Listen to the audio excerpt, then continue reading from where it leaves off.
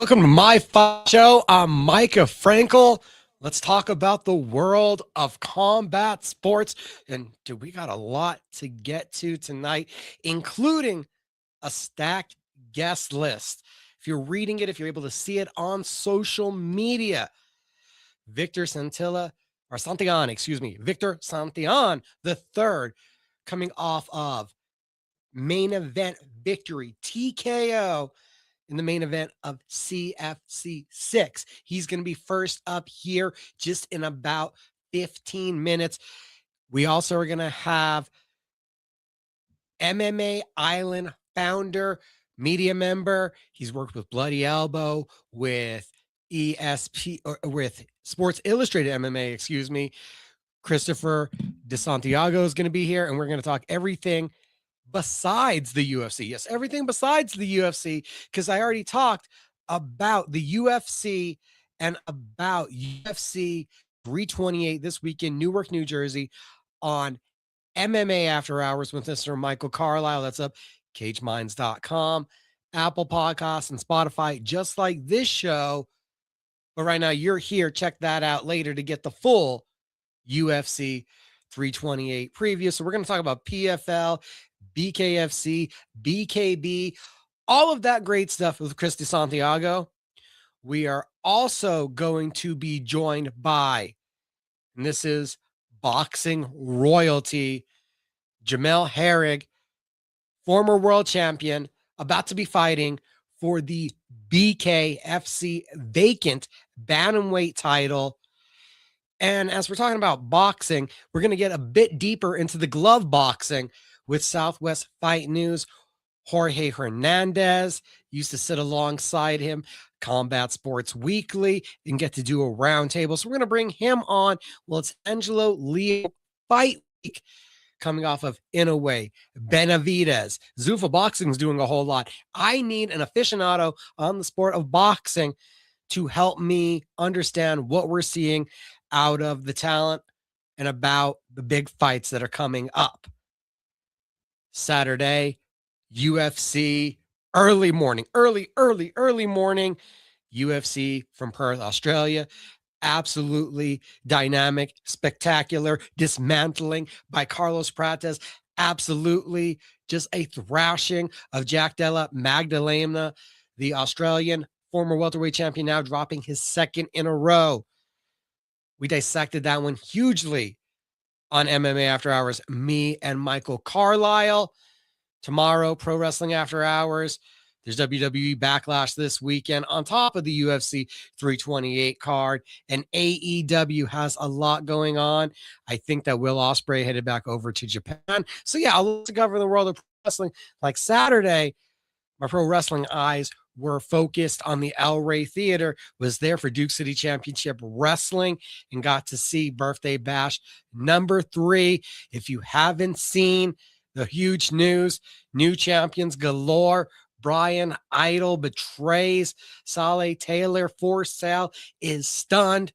You guys got to get over on the YouTube, Duke City Championship Wrestling, NWA New Mexico, to see all of that unfold.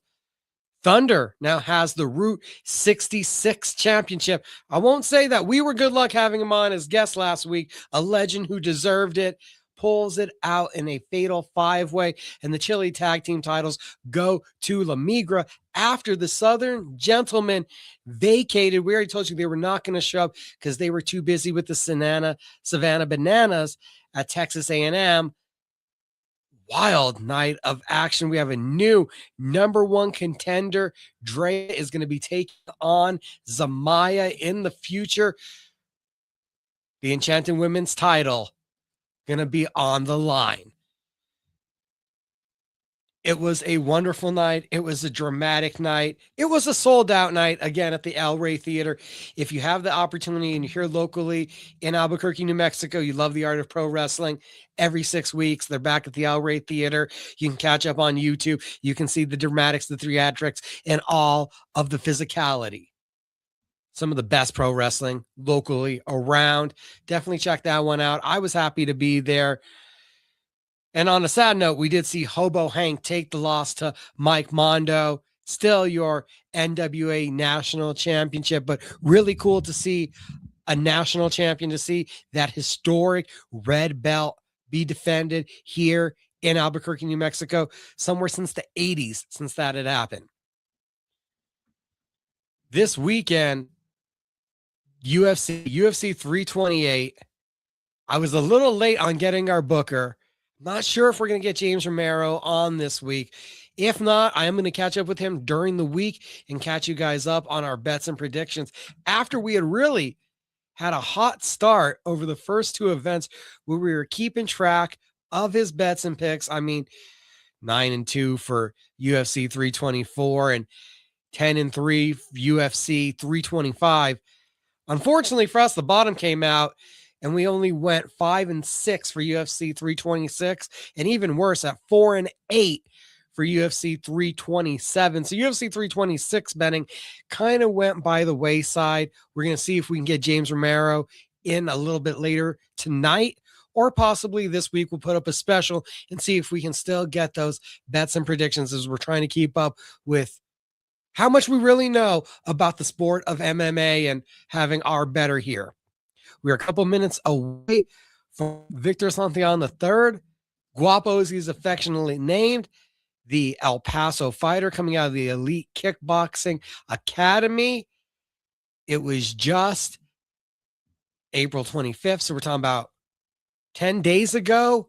CFC 6 Proving Grounds, a first-round TKO after what was quite a long, well, not a long because it was only 4 years, but a bunch of fights in those 4 years as an amateur, including a CFC amateur title.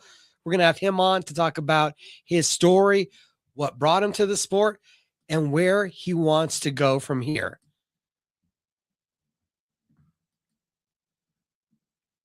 PFL, Sioux Falls, South Dakota this past weekend.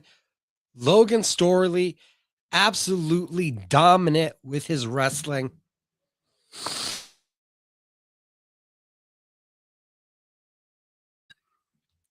Excuse me on that one, everybody. Logan Storley, absolutely dominant with his wrestling due to cage grabs. You end up with a 30-25 across the board. 30-25, an absolute mauling.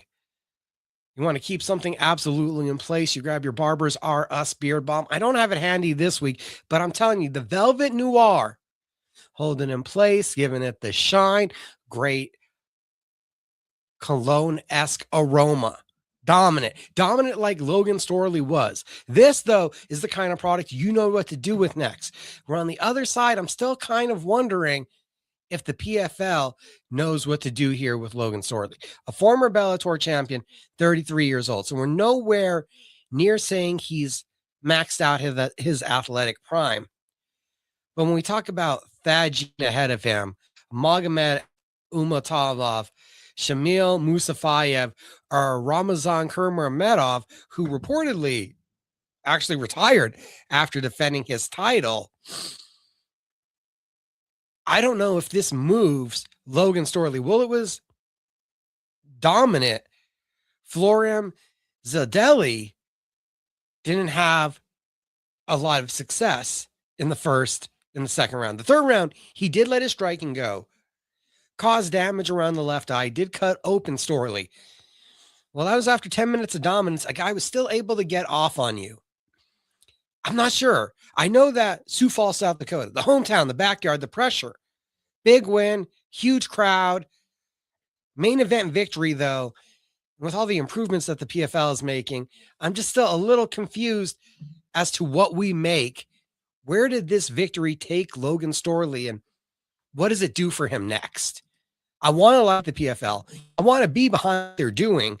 I think the more MMA we have, the better. The more options for the fighters, the better. When you have MVP MMA, and we're going to talk about them hugely next week, and we don't know if they're going to be committed to the game, that still puts a huge precedence on wanting to see improvements from PFL. It's, I want to like you, PFL. You can see going to Pittsburgh, going to Chicago, going overseas to Spain. They've done some good things this year, but I don't know if they've fully been able to capitalize on it. I like what they did going to Sioux Falls, Logan Storley, you get the crowd on his side. I'm just not sure where we take that next step with that move.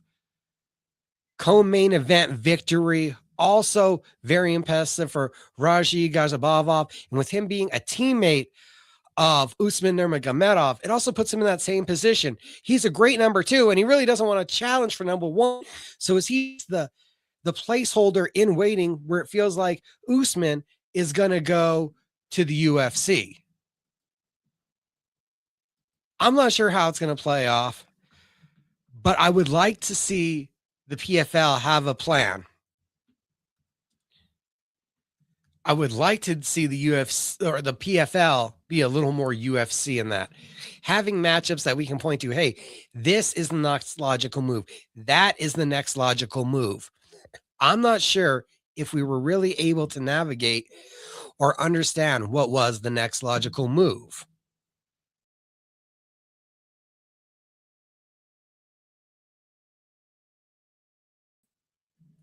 Victor Santillan III, any moment, going to be joining us.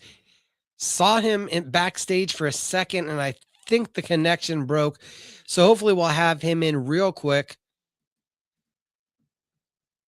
Probably the most significant victory from the PFL card. Simon Powell, number 6 at light heavyweight, and that's gaining traction and moving in the right direction. We'll probably get back to some more PFL in just a moment, but I do see our first guest is here. Let's bring in Victor Santillan the third. How you doing? Hey. What's going on? Not bad. How you doing, brother? How you doing? How you doing? Got to see you fight before, but I think this is the first time I'm getting to talk to you. That's right. Yep, that's right. Main event victory, hometown. Wasn't even supposed to be the main event. Like, how was last week? How was 2 weeks ago for you? Like, what was that whirlwind like?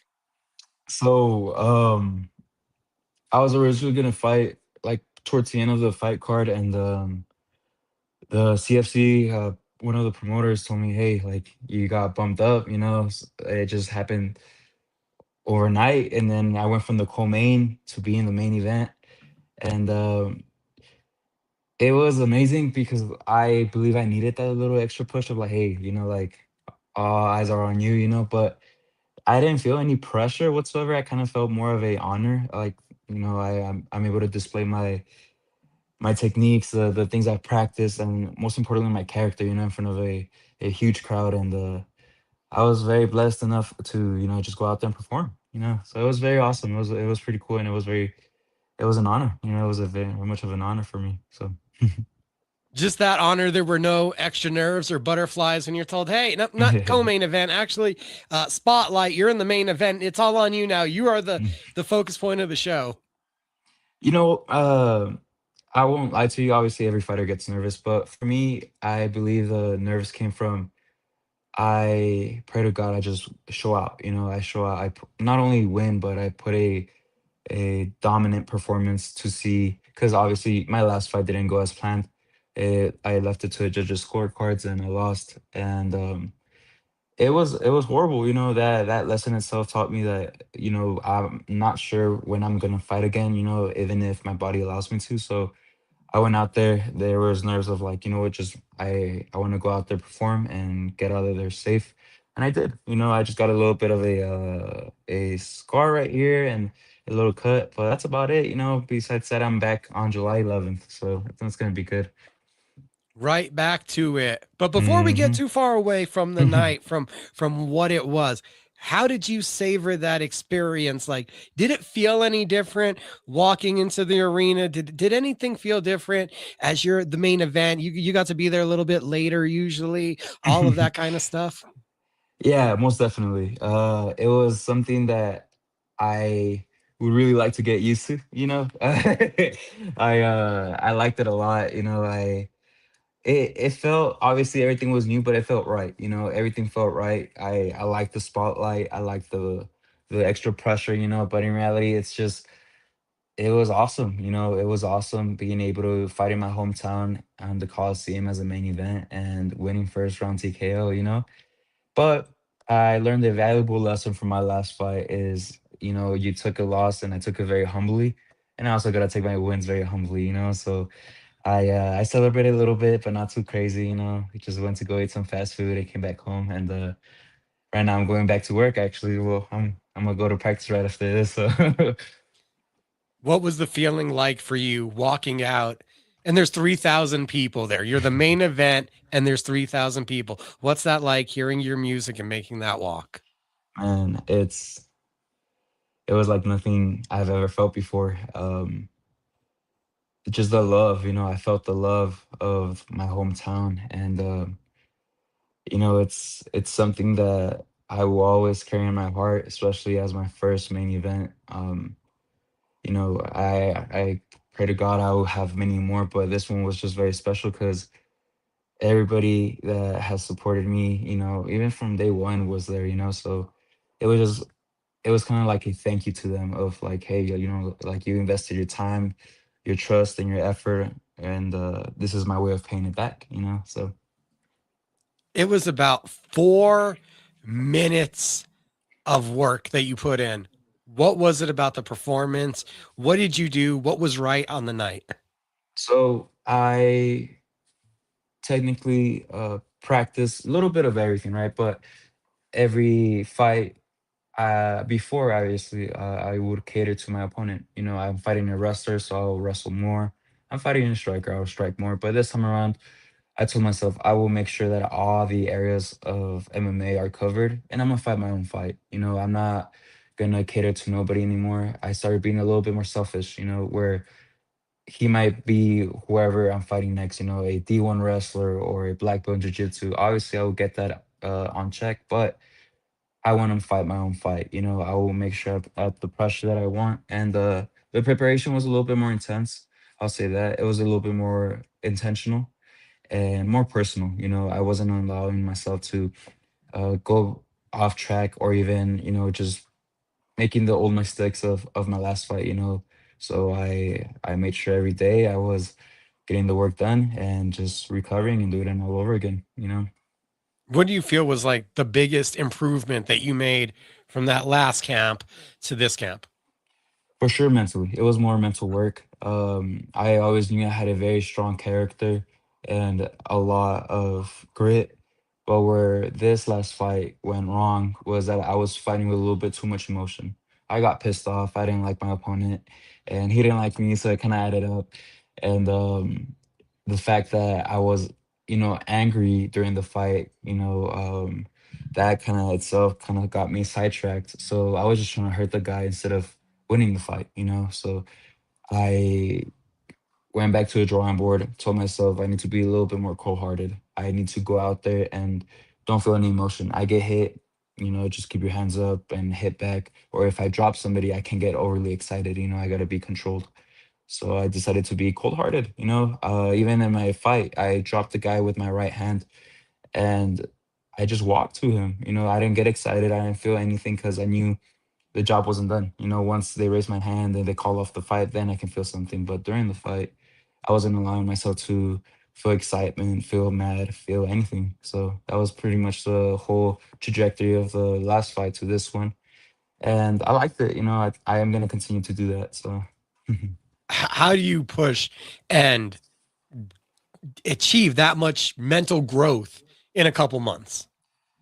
um, I believe it was just the fact that I lost in my hometown in front of my wife, in front of my family, in front of my coaches. And I have never felt so exposed to the world, where like I lacked wrestling and I lacked uh, a little bit of a skill set that I knew I could have achieved and done properly. So just the fact that I wasn't prepared for my last fight into this last fight that I had, that feeling, I just never wanted to feel it again. So I make sure I worked my ass off in order not to feel it again. And it worked, it worked. I went into obviously my core self and just started digging what I was doing wrong, why was I feeling this way. And sure enough, I felt clean. That's what I told everybody. I felt clean, I felt collected, and I just felt whole. I felt as a complete as I could feel, as a fighter. And it just it worked out. It worked out to my favor, and I felt good. Was even walking out. Your coach is the matchmaker for the Hmm. promotion. Yep. Carlos is a big fan of yours, obviously. When he's the one, part of it that decides you're moving up to the main event from the co-main event, you're getting this kind of opportunity. Does that hit different than it's just a different promoter when it's your coach sees that potential in you? So we actually have kind of like a rule. So sometimes when we talk about CFC and when we talk about coaching, I tell them, hey, I want to talk to you like my coach. And then we start talking. Or, hey, I want to talk to you like a promoter. We start talking. Because obviously he carries a lot of roles, right? Um, but when he told me that I was moving up to the main event, I told him, okay, I've done the work. There's really nothing else, going through my mind. And like, I'm the main event and I get to show out my skills. But since he is my coach, it was kind of like a realization where like, you know, we're doing something good. We're doing something good. And for me to, it was my second professional fight, and for me to be the main event, it could have felt a little bit like I was out of place, but it didn't because I believe I've done enough work to prove the fighter that I am already. And it was wholesome. It was wholesome to be able to be one of his fighters and be in the main event and getting this victory, under his name. So it was very cool. It was pretty cool. I believe it's 2022 was the first amateur MMA fight. You know what? You might know. I don't even know, but I believe so. Yeah, 2020. Let me think. I fought when I was 19, and I am gonna be 21. Yeah, yeah, 2022. That's right. Yeah, yeah, that's right. How long were you in the gym before that fight? That was funny. So I was training under Zen martial arts with Mando, and I was training for about 6 months. 6 months, and once I got that, hey, like, so I started training. I didn't want to fight at all. I didn't want to fight. I was just gonna do it because I was gonna go to wrestling for college. But then I got the opportunity to fight, and I took it, and they're like, "All right, man, like, don't expect anything else. You're gonna fight." I did one smoker before that, and it was cool, but I just wanted to feel the actual adrenaline of it all. So I got the fight and fight world when it was in Fit NHB, and that was actually the first time I go to an MMA event, and it was pretty crazy. I was like, man, I'm seeing people, breaking their arm, and then I saw somebody bleeding, and I was like, man, this is intense. Like, this is what a fight is. So I remember I was at their fight, and I was like, all right, let's do it. I'm ready for this. And sure enough, I did it, and it was crazy. It was a crazy experience. You were going to go to college for wrestling, and then the Yes. sport stole you. Yes, big time. So when I was gonna go to wrestle, COVID hit, and that kind of drew me back from it because I was also gonna go into debt right away. And I love wrestling, but I know for a fact my heart wasn't there. I wanted to do something more aggressive, and something more new. A new skill set. And sure enough, I landed into MMA, and I landed in an MMA gym, and the rest is history. Here I am. What was it? What would you say that you found in finding MMA? um, I believe the dominance of the sport and how primal it is. I believe that's why I fell in love with wrestling, and that's why I fell in love with MMA. It's very primal. It's very, and it is. Some people might think it's black and white. You put in the work, you're gonna win, but that's not also guaranteed. So I kind of like the risk of it all, and I just love fighting. I fought even before I knew how to fight, and it was pretty silly, but I fell in love with the fight game, and just having that feeling of knowing that I can carry my own. I never had to prove somebody. I never had to prove myself to somebody before with fighting and stuff, just because I loved it. I loved it from the get go, and even when I started, I had to kind of train a little bit behind my parents' back because they didn't let me fight. And then right after, I mean, they fell in love with it too. So it was pretty cool. It was a cool little journey of having my family supporting me at the end, and obviously my wife. You said at the beginning, I was fighting before I knew how to fight. That just Mhm. sounds like the introduction to there was a deeper story there, and then you kind of trailed off in a different way. So what's the lead up to that sentence? Oh man. So we're about to go way back to 14-year-old Vic. I used to get bullied a lot. I used to get bullied a lot. And I used to be a little chunkier and I used to get picked a lot, especially because also English was my second language, so people would pick on me. And at that point, even up to this day, I don't like all this like shit talk. I don't do shit talking because I just don't like it. I rather just do the work. So even before that, when I was little, people would just pick on me. Now just start fighting. I'll start fighting, even if they were joking or not, because I don't know. It was just I was always the target when I was younger, and fighting just helped me out tremendously. And I'm sorry, I'm gonna open the door. Hey, just my wife came in. Let me open the door real quick. I'll be. And there's the dogs. It's Uh, okay. yeah, the dog.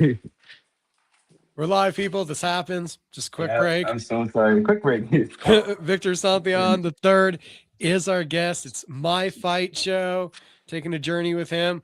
Coming off the main event victory at CFC 6. And back to what you were saying, sir. I'm sorry. Yeah, it's just my dog. She's a little Good. scandalous, but so yeah, I started fighting when I was younger, middle school, and I never fought in high school because I used to start wrestling. So I knew if I fought in high school, I would get kicked out. But in middle school, I started fighting, and it wasn't even nothing crazy. It was just like a little, the little scraps people like boys get into, and after that, I kind of knew the feeling of fighting a little bit, but I just wanted to get a little bit more detail of what it is, how to actually fight. And that's how it started, just being able to defend myself at one point, and I just fell in love with it, where I just was more curious into seeing how better I can get. And it's captivated you in that way that it's kept you focused. It's captivated you where it seems to be a pretty major part of your life. Exactly. So I always tell myself I'm fighting for a deeper meaning, and it's not usually just for the love of the fight game, but it's also for the love that I have for myself almost, because at the end of the day, I always tell myself when we have a the ref meeting, right? They always tell you protect yourself at all costs.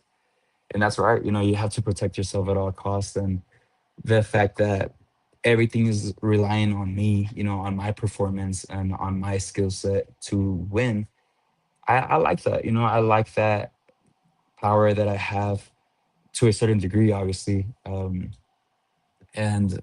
that I rely on my own skill set to win, so that kind of triggered that emotion of mine where I'm hooked, I got hooked to the fight game.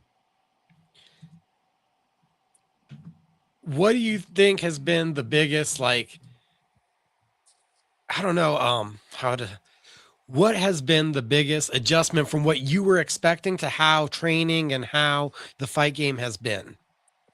So I always knew fighting was hard, even from the early stages, because even when I used to wrestle, I knew wrestling was hard, but then I started fighting and it kind of trickled down a little bit where I have to still be on my toes and still show up every day. But I the adjustments I had to make over time was obviously just knowing what my flaws were, because when I started fighting, my ego was also pretty big, I didn't like that, I always thought I had everything under control until I lost. I lost my second fight right off the bat by TKO in the first round, and right after that loss, it kind of taught me a little bit more about myself and obviously about the MMA game, where it's harsh and it's cruel, but you can make it into a lifestyle if you put in the work, and obviously if you carry yourself well enough and not think you know it all. So immediately, right, I remember that week after my loss, it was pretty sad, but it was also very constructive in a sense of my own mental game, you know, where I knew I had to change the way I was. If not, this will happen again. And sure enough, I did. You know, I did. And it wasn't until my first pro fight where I lost again, and I hadn't felt that emotion in a long time. But then again, I view it like a lesson because I didn't lose anything. If I'm being honest with you, I gained a whole bunch of experience against a very well-rounded fighter, and I took it upon myself to make sure that I get better. And my last fight was living proof. You know. What would you consider the biggest inspiration right now for your fight career? Oh, it's obviously my wife. My wife, and I have a beagle. You know, that's the dog you heard barking right now.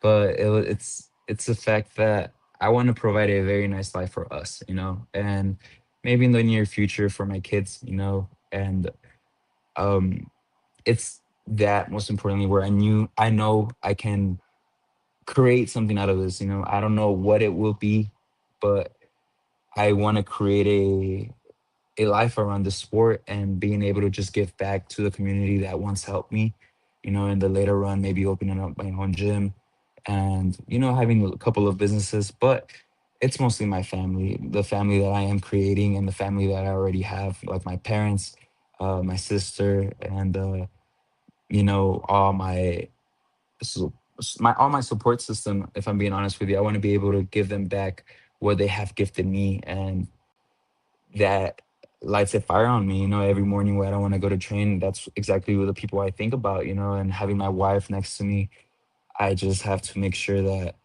I keep myself on check and just be honest with myself, you know, and go to work, you know, just like that. So I believe that's my base inspiration.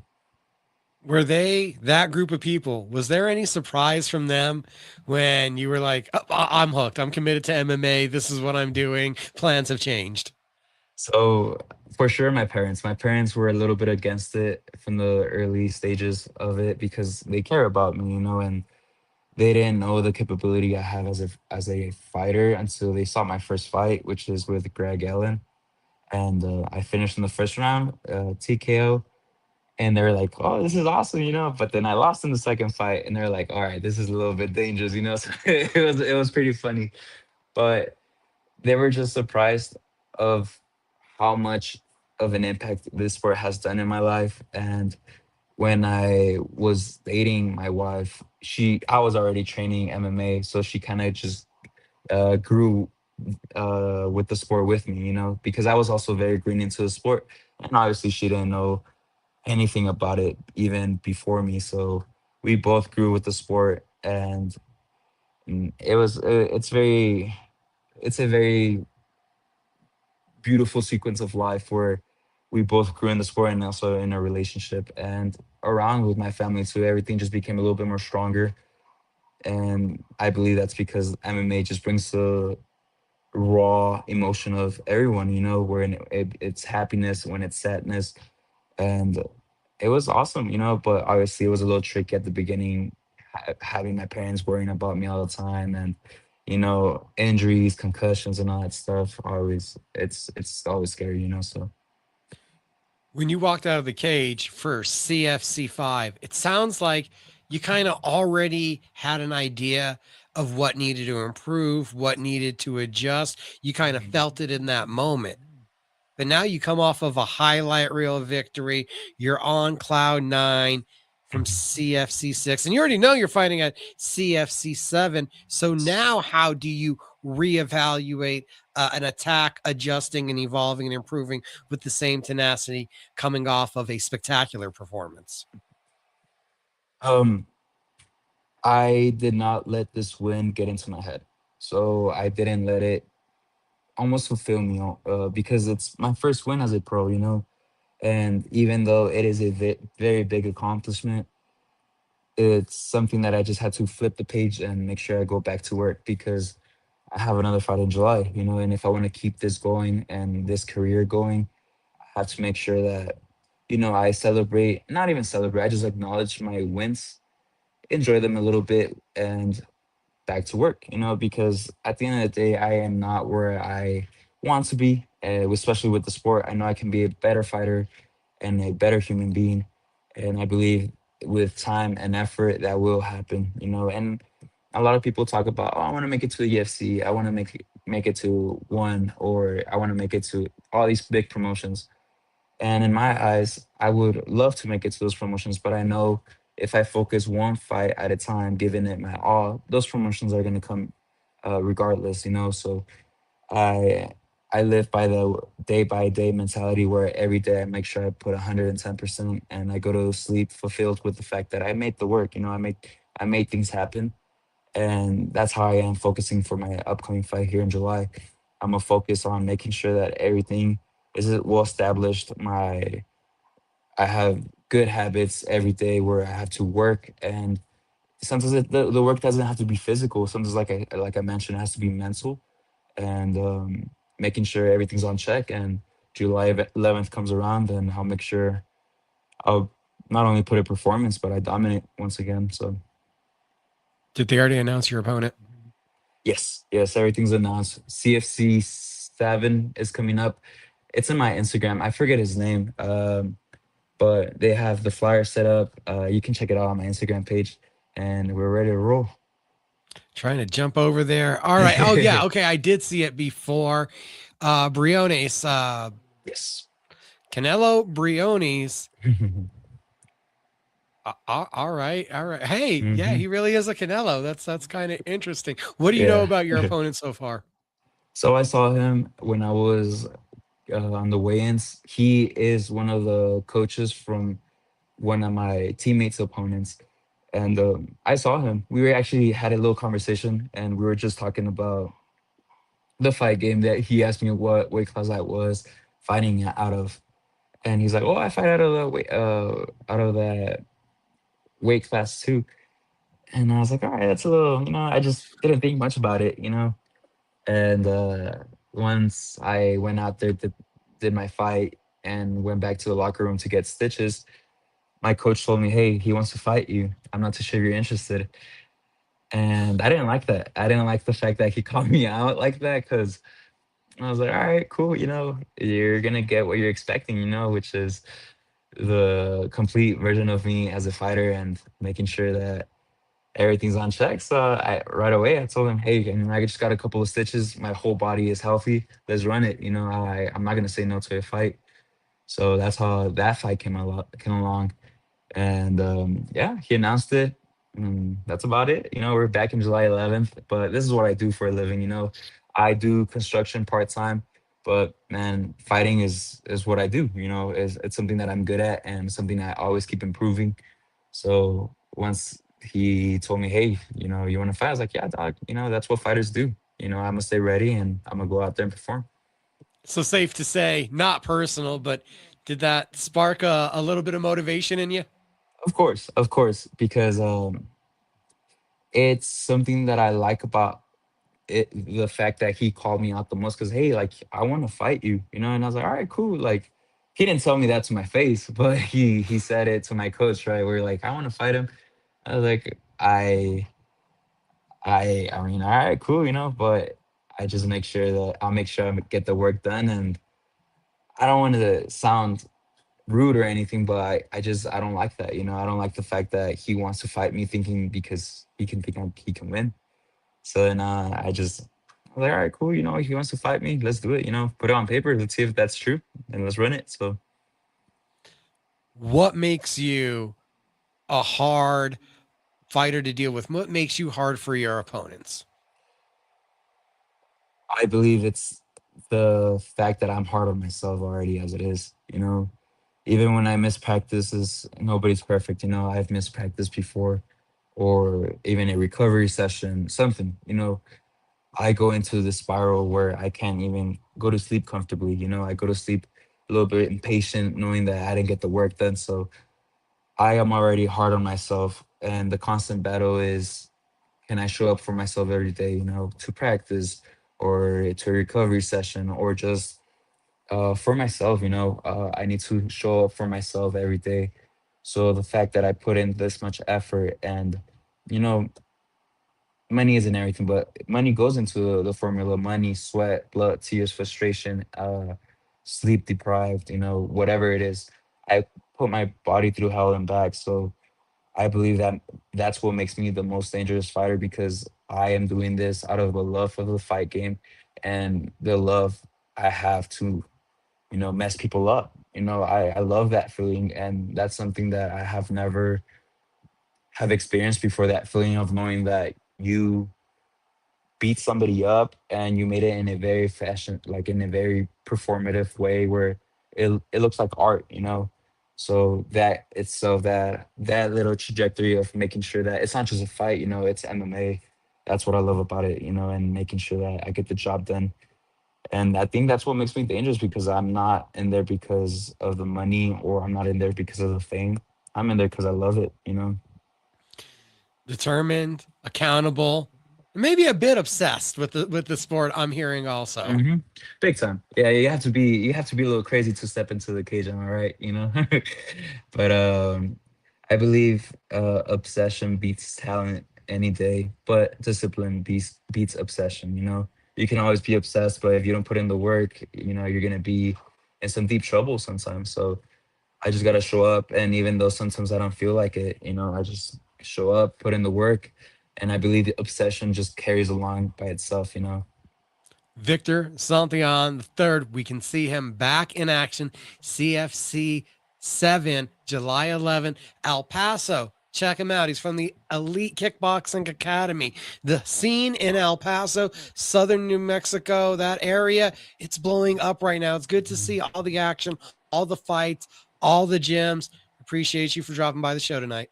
Of course, thank you. And obviously, whatever you need, let me know. I'll be here. And thank you so much for having me here. It's great getting to talk with you, sir. You have a good night. Likewise. Have a good one. Thank you. There was our first guest, Victor Santillan III, CFC, Elite Kickboxing Academy. Let's not forget about Empire Promotions, Kingdom Fight League. He brought up Zen Martial Arts. There's Empire the Gym. We got Battle at the Basin. We have the Desert Dynasty crew in Alamogordo. There's more than just, and we love them, but more than just Jackson Wink, Fit and HB, Borg MMA and Fitness, Nobody's Villains, Sandoval Fight System. You got those incredible teams here in Albuquerque, New Mexico. But the rest of the state, there's a lot of talent. There's a lot more great martial arts and coaches putting in diligent work, and a scene that is once again starting to come alive regionally speaking. So that's all great to see. Having so much fun talking about combat sports. And real quick, before our next guest gets here, because I believe we're going to have Chris de Santiago any second, gonna real quick get it out. Simon Powell, probably the biggest win from the PFL this past weekend. Yes, they're in Sioux Falls, backtracking where I was a couple minutes ago before Victor Santillan joined us with the win over former tournament champion Emiliano Sordi. You could see this putting the young Powell, the Europe title challenge, the Europe PFL Europe winner, excuse me, easy for me to say, putting him probably one fight away from knocking on the door of Corey Anderson. And he's really one of the few bright young prospects with finishing ability that I've seen in the PFL that has that extra charisma, feels like there's a star quality. So Simon Powell, definitely worth checking out. Now, as we are going to continue the combat sports conversation, I see our second guest checking it. And we are welcoming Chris de Santiago back to My Fight Show. A pleasure to talk to you once again. How you doing? Pretty good, Micah. Thanks for having me on. How's your day going, man? Man, doing pretty well. There's been a lot of combat sports going on. Before we get to that, is there anything new with you? Yeah, so I recently left Full Violence yesterday. I've been with them since 2024 as a social media manager. But yeah, kind of yesterday I decided to kind of part ways. But yeah, now it's kind of just focusing on MMA Island and all that good stuff. So back to focusing on MMA Island. Love the tagline, a new wave of media. What interviews, what stuff have you been up to recently? Because I saw and I've seen you doing some of the same people I've been talking to that you've been getting back in the mix. Yeah, so I think my last few interviews have been the Blood for Blood people from BKFC, Taylor Sterling, Cameron Delano, professional bull rider turned BKFC fighter. I'm talking to a lot of people on the regional scene, like Fury FC. I like to cover the Texas scene as well. Like Roybert Echeverria, he has a fight against Paris Moran, Fury FC title fight on the line. So yeah, I've been talking to a lot of Fury FC guys, some UFC guys every now and then. But yeah, it's been fun. Mentioned Texas. Just before you came on, we were talking to Victor Santillan, up and coming prospect from El Paso, Texas, from the Elite Kickboxing Academy. So yeah, a lot going on, a bunch of promotions popping up around Texas with Fury, with Peak. There's a Kingdom Fight League. There's the Combat Fighting Championship. There's quite a RAF healthy as scene well. there. Yeah, RAF I think has a card in Dallas. Frankie Edgar, Marab, Armin, Gable Stevenson, a lot of UFC names. So I'm excited. Hopefully, I could go to that one. You brought it up. Blood for Blood. That's tomorrow. Metal and Mayhem combined. And for everybody wondering, if you watch it live, you can see the concert and the fights. The playback, you'll still see the concert, but they said you won't actually be able to hear it if you're not watching live. Taylor Starling gets a last-minute opponent in Sydney Smith, and it's courageous. This is a rough spot for Sydney Smith. Yeah, and I feel like with Marisol Ruelas, she already had a tough fight in Taylor Sterling, and I don't think Ruelas had the greatest record either. If Smith, I feel like she has a tough challenge on her hands in Taylor Sterling. I mean, that's an experienced veteran who's, fought MMA. She's fought the baddest women for the title before. Yeah, she has a big challenge on her hands this Wednesday. I think Taylor Starling almost has a chip on her shoulder about recently what's happened with Misfits. Talk to her and lead up. And then with Mary Sorella, she was wondering if she was going to make weight, if this fight was even going to happen. I wonder if there's going to be like a point to prove as she comes out to try to just dispatch of Smith really quickly. Mm-hmm. And I think coming back to bare knuckle boxing, especially off of a loss, I feel like the fire in her heart is going to be to get the finish and to really put a stamp on her performance, get back in the title picture, because, I mean, she's headlined before, and I feel like if she could get a good finish here, she'll be back in the title conversation, whether it's at flyweight or a strawweight. In that same kind of thought process, I don't know if he'll reach title fight, but probably not the main event, the co-main eventer. I think Jake Boswick with the most on the line of anybody here. I think it's something like 3 wins and a draw over his last 4. I think this kind of puts him knocking on the door of the rankings if he can get by Stewart. Yeah, and Stewart, Stewart's pretty good. I've talked to him before. I think he was the first BKFC fighter to win in the state of Texas. He's really good. I think he's coming off a loss to BKFC, but I think if he could beat a guy like Jake Boswick, I feel like a lot of doors will open for him. Same thing with Boswick. I mean, if he could get a guy win over a guy like Rod Stewart, I feel like he could make a run towards the title. Who knows, though? Rod lost to Jeremy Saseda here in Albuquerque, beat Bryant McLean here, and then, went over to the Texas card, was the first winner there, loses his last one, so that evens him out at 2-2. Both guys, a lot on the line in this one. Boswick, not to mention, I wonder if it's almost added motivation with his friendship with Alex the Terrible and having brought him into this sport. I think that's also helped his crossover fame with the metal community, seeing their training footage. So it's a pivotal night for him, I think, also like in a star-making factor. Yeah, and I'm interested to see how the production side of things will be tomorrow, especially with all the concerts and the fights going on. I'm not like too much into metal. I mean, I'll listen to metal here and there, but I am very interested to see how they do tomorrow.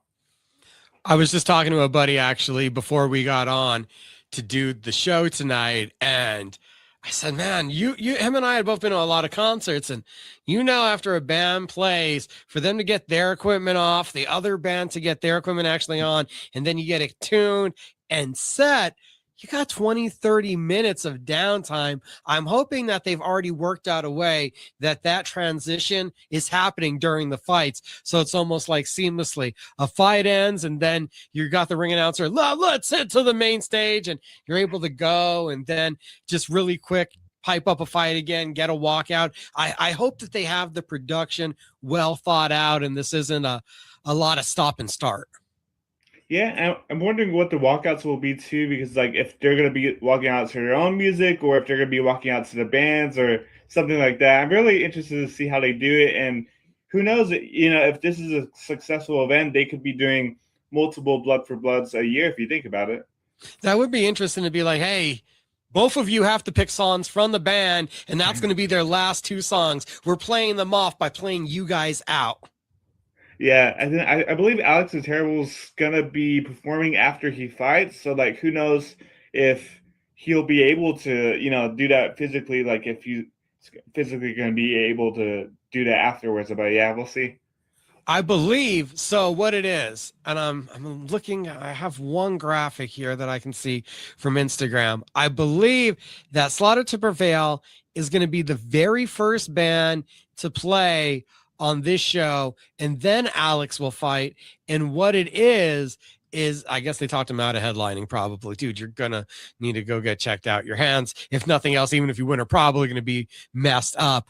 And then I think he's supposed to play this weekend, as there'll be a continuation of this festival, like Friday, Saturday, Sunday in Daytona, and he's supposed to play one of those days also. Wow, yeah. And fighting on a Wednesday, I mean, like I haven't heard of a fight on a Wednesday since maybe Fight Island, maybe back in 2020, right? You're probably right. I was thinking, PFL 2021, done I some think. Thursdays, but yeah, Wednesdays. I don't know of many MMA that's been on a Wednesday.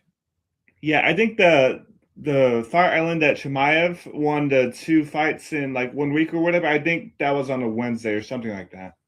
You know what? You're probably right. So we're talking back all the way back to COVID, back to we have nothing to do. Please entertain us, UFC.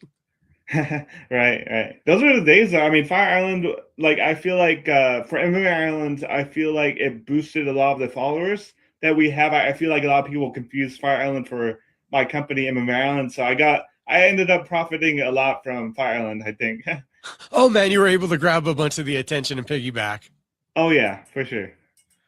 Talking about the bare knuckle, this past weekend, we also had bare knuckle MMA, the Game Bred FC card. Have you been checking out the bare knuckle MMA? Yeah, so like obviously like I've always been into Game Bred Bare Knuckle. I feel like they've had events over the years. This one really caught my eye because when you have Joel Romero headlining against, a guy like Nicholson, right? I mean, you got to tune in to watch that. And there's so many UFC veterans on that card as well. Like Kurt Holloway is one for sure. And like there's a lot of and then Luis Palomino too, former BKFC champion, littered of names from top to bottom. And I feel like the Game Bred really put on a great show with this one. I feel like there's almost like a so close element with Game Bred, that they've been so close where they've tried to do some really cool things, and we've seen a couple announcements in the past, and then it just doesn't play out exactly how you wanted. Like at the last event in the Dominican Republic, you bring in Joel Romero, you bring in Hector Lombard. There's the Cuban rivalry. There's all that pride. There's the blab blood that they don't like each other. And of course, Hector Lombard isn't able to make the card. And instead, Alex Nicholson's like, of course I'm willing to fight. We saw him not get to fight in the Dominican Republic because his opponent didn't show up to check in on time, which I've always heard that lauded, and we always warn guys locally, but that's some amateur stuff. You don't expect that to happen when you're entering a $500,000 tournament. I mean, that's laughable. So I just almost feel like there's this all so close element to Game Bred MMA. Yeah, so I feel like it gives people options, outside of UFC. Rafael Alves, Brendan Gertz, former Bellator title challenger, Sabah Hamasi. It gives them a place to fight elsewhere. And obviously, Bellator's not around. PFL's obviously they're picking up people, but it's more like the women right now. So I feel like while it might not be the best promotion, I feel like it's definitely a steady option. It gives fighters an option to fight outside of the UFC. They're definitely, from what I've heard, paying well. They're definitely giving guys opportunities. It's just that also close up. It's not their fault. You went from what would be an oh my god main event to a really good main event. Like I believe I saw on the playback, there's about 170,000 views. That's not bad for the event. But I could almost imagine it would be double that if you would have got the Lombard Romero fight just from the international appeal of how known those two entities are. So like it's good. Just unfortunately for them, it's so close to being great. Now, on that, the card was awesome, and Jorge Romero is an absolute savage. Took down Nicholson and broke his jaw in one punch. Like, that's just ridiculous. Yeah, and it's not the first time he's done that before because I feel like with who was it? Was it Alex Pelosi or something like that from in Bellator? He broke his jaw. So I mean, age is just a number for him. This guy's crazy. You got him. Luis Palomino pulls off a third round, and albeit controversial because maybe the ref didn't need to stop it when he did. It was a third round come from behind victory. I like how the MMA still feels like MMA. Like you watch bare knuckle boxing and you watch boxing, and it's two different things. But MMA, gloves or no gloves, there's a lot more of a similar feel to its MMA just without the gloves. And I feel like one opinion I have is I don't think right now they count the bare knuckle MMA fights on the actual record or like on their professional records. I feel like they should because I mean, while the gloves are off, I feel like it's basically the same sport. Just take off the gloves. Yeah, you're not wrong. It is. If you look at topology, they count it as like a subsection. So Yeah, knowledge, but it's and I over feel here. like and I feel like if you're still knocking people out of knees or still submitting them, it's like that's still MMA. Just take off the gloves. Right, because I'm telling you, you brought him up. Rafael Alves, I'm be hard pressed to not consider him for like MMA submission of the year because we haven't seen many guys just get the back and chicken wing just wrench someone's arm like he did to Anthony Njokuani. Yeah, I mean, I haven't seen the chicken wing in a long time. I feel like the last time I've seen it was probably in a regional scene, maybe like years ago. But yeah, it's been a while since I've seen that one. I think I've seen it more when guys have someone belly down and they're able to manipulate that shoulder muscle and grab that arm. You don't really see that happen from taking a guy's back and just wrenching on it. So there were some cool things. Like it's always cool to see Kurt Holoba. He's another guy that I feel for him because there's probably an alternate universe where he's not UFC champion, but maybe he's Jim Miller. Maybe he's able to hang around in the UFC for 20 fights because he's somebody that he's definitely not regional level. He's just in this weird place where he's not exactly UFC level.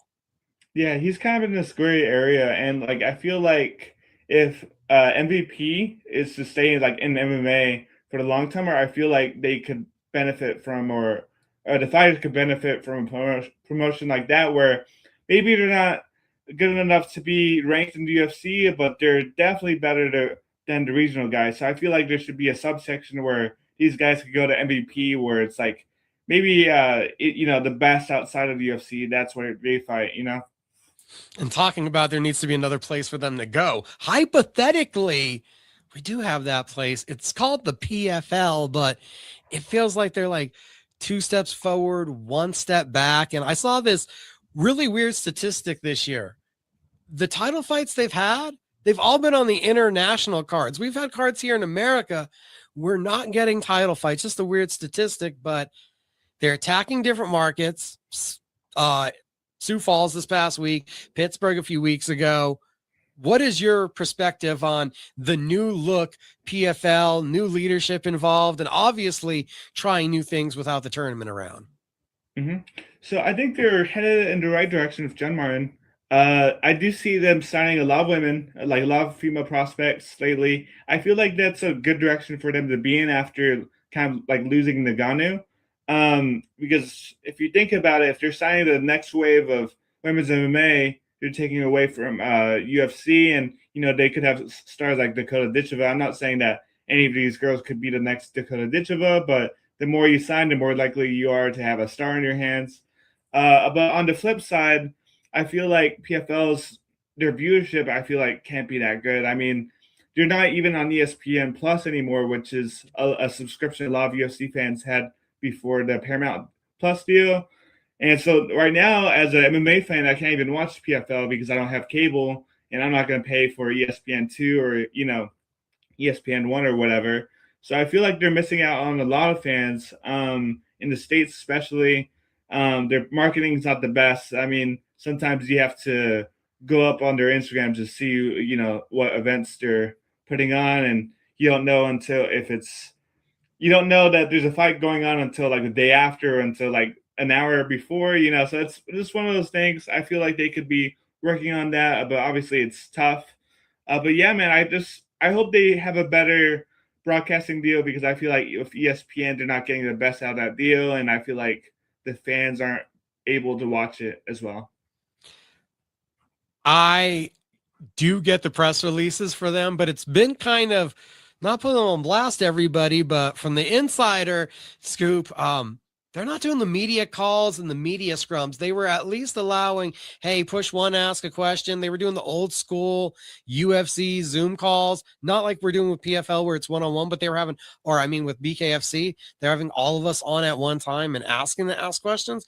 It seems like under John Martin, that stopped. So getting a hold of them to promote them has been a little bit harder, but I do like where they're building. And as you said with the women, I think it's a necessity to try to get to some of these women before the UFC does, because you're trying to give options also to Dakota Ditchiva. It feels like, Liz Carmouche is booked to fight in San Diego. That's the only name I kind of really want to see Dakota fight against. Yeah, I didn't even know that Liz was booked already. But honestly, I feel like that was the best fight to make Liz Carmouche, former Bellator champion, PFL champion versus Dakota Ditchiva. I mean, how do you not make that fight right now? I mean, that's pretty insane if you think about it. Yeah, you got Liz Carmouche, UFC vet Viviana Araujo, one of the names that had just signed there, June 27th in California. So maybe that's a de facto lineup, because there was 2 weeks ago, I want to say, in Pittsburgh, where you probably didn't see this, but like 4 of the fights on the card were women flyweights. So it felt like you're almost having a de facto reshuffling of the rankings and lining something up to get Ditchiva active, because she's your biggest star. We haven't seen her. And as we're saying, you guys are turning over a new leaf. We're saying that, but you need to produce the fights that are going to attract the audience to want to figure out, hey, how do I get that extra ESPN subscription? How do I get to ESPN2 where they're showing the main cards now? So it's been like a give and take. But the broadcast relationship I was going to bring up to you, I've seen a lot of people rumoring that they could be heading towards Fox Nation, the same home as the Real American Freestyle. Have you also seen that stuff? Yeah, so like honestly, I don't have a Fox Nation subscription, but if you think about it, if PFL were to go on the same platform as another league that I'm interested in, I'd be more inclined to, buy into subscription, right? But yeah, I like what the RAF is doing. I think they're getting a lot of big UFC names. I feel like with PFL, they're lacking in the name value, and so right now I feel like they need to make the best fights possible. The best needs to fight the best. I mean, UFC, you got Ilya Taporia, you got Armin Tsarukyan. They're not fighting each other. That's crazy to me. Liz Carmouche should be fighting Dakota Ditchiva. Obviously, Liz isn't the youngest anymore, but she's still considered what I consider the best in PFL right now. So have them fight each other. They just need to have the best fight the best. They really should be able to build towards that kind of grouping. We should be able to make these matchups finally, like you said, a Ditchiva versus a Liz Carmouche. This past weekend, Logan Storley wins the main event 30-27. I'm not sure or 30-25, actually, excuse me, as he's still just imposing his wrestling game, if that puts him any closer to a Thad Gene, to a Musafayev, who I believe, a Kurmagomedov, who has their title. I think they're still having a corporate issue with identifying who they want to be stars, or who they believe they can lock down to be the stars of the company. Yeah, and like, no offense to Logan Storley, but I feel like with his style, with his wrestling style, and he doesn't really put butts in seats. Obviously, South Dakota, it's his kind of hometown. I guess that's the place where he's going to sell. But outside of that, I mean, Logan Storley title fight doesn't sound interesting to me. I feel like we've already seen him fight the best guys in Bellator. MVP, Amosov. I'm not really interested to see Storley fighting for the title, but obviously I feel like he needs a finish. He needs a stamp to really get him to where he wants to be. But yeah, right now I guess welterweight title. I don't even really know what to look out for when it comes to the PFL. And mention the Fox Nation app. I believe they do have the PBR bull running. I'm not sure how many people are into that, but it's also, considered an adrenaline sport. You have the Real American Freestyle.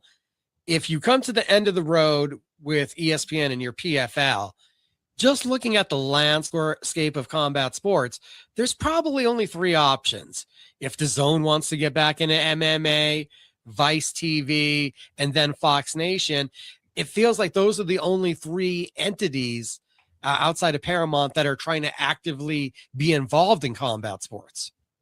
Yeah, I feel like there's another option of HBO Max, because they did have Bellator fights on there for like a hot minute. Not the longest minute, it was a hot minute. I feel like HBO Max could be a player. That depends if they really want to get into it. I don't see Netflix, going for PFL. I would say HBO Max is a potential a partner. I feel like Prime Video's for one championship, right? They were, and that seems to be dissolving, falling apart. I don't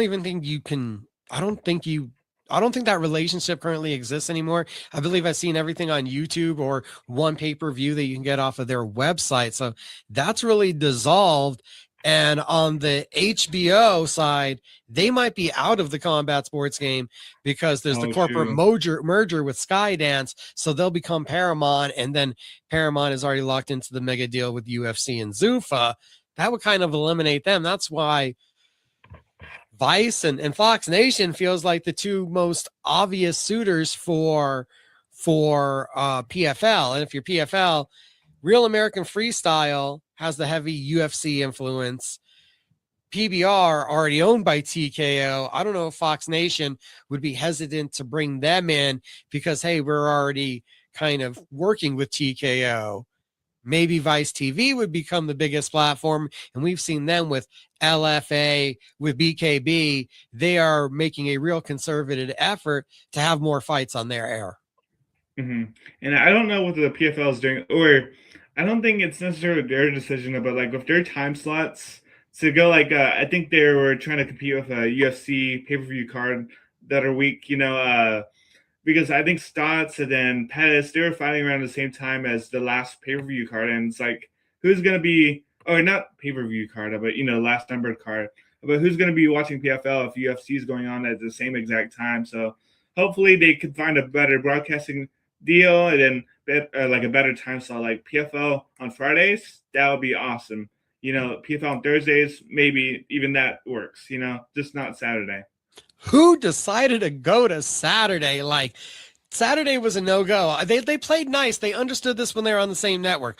All of a sudden, they're not on the same network, and ESPN's like, hey, we want to air competitive program of the same genre. The mistake is none of the audience, you're not stealing any of the audience. This isn't, I don't know if you're a pro wrestling fan, you're old enough to remember, this isn't WCW, WWE. Yeah. This is the UFC and PFL. There are miles of difference between the 2 products and how the audience responds to them. But the 2 companies that are starting to get a similar response, and I don't know if you've noticed this, because we're both doing a lot of BKFC interviews, but BKB is making a real concerted effort also to gain on them.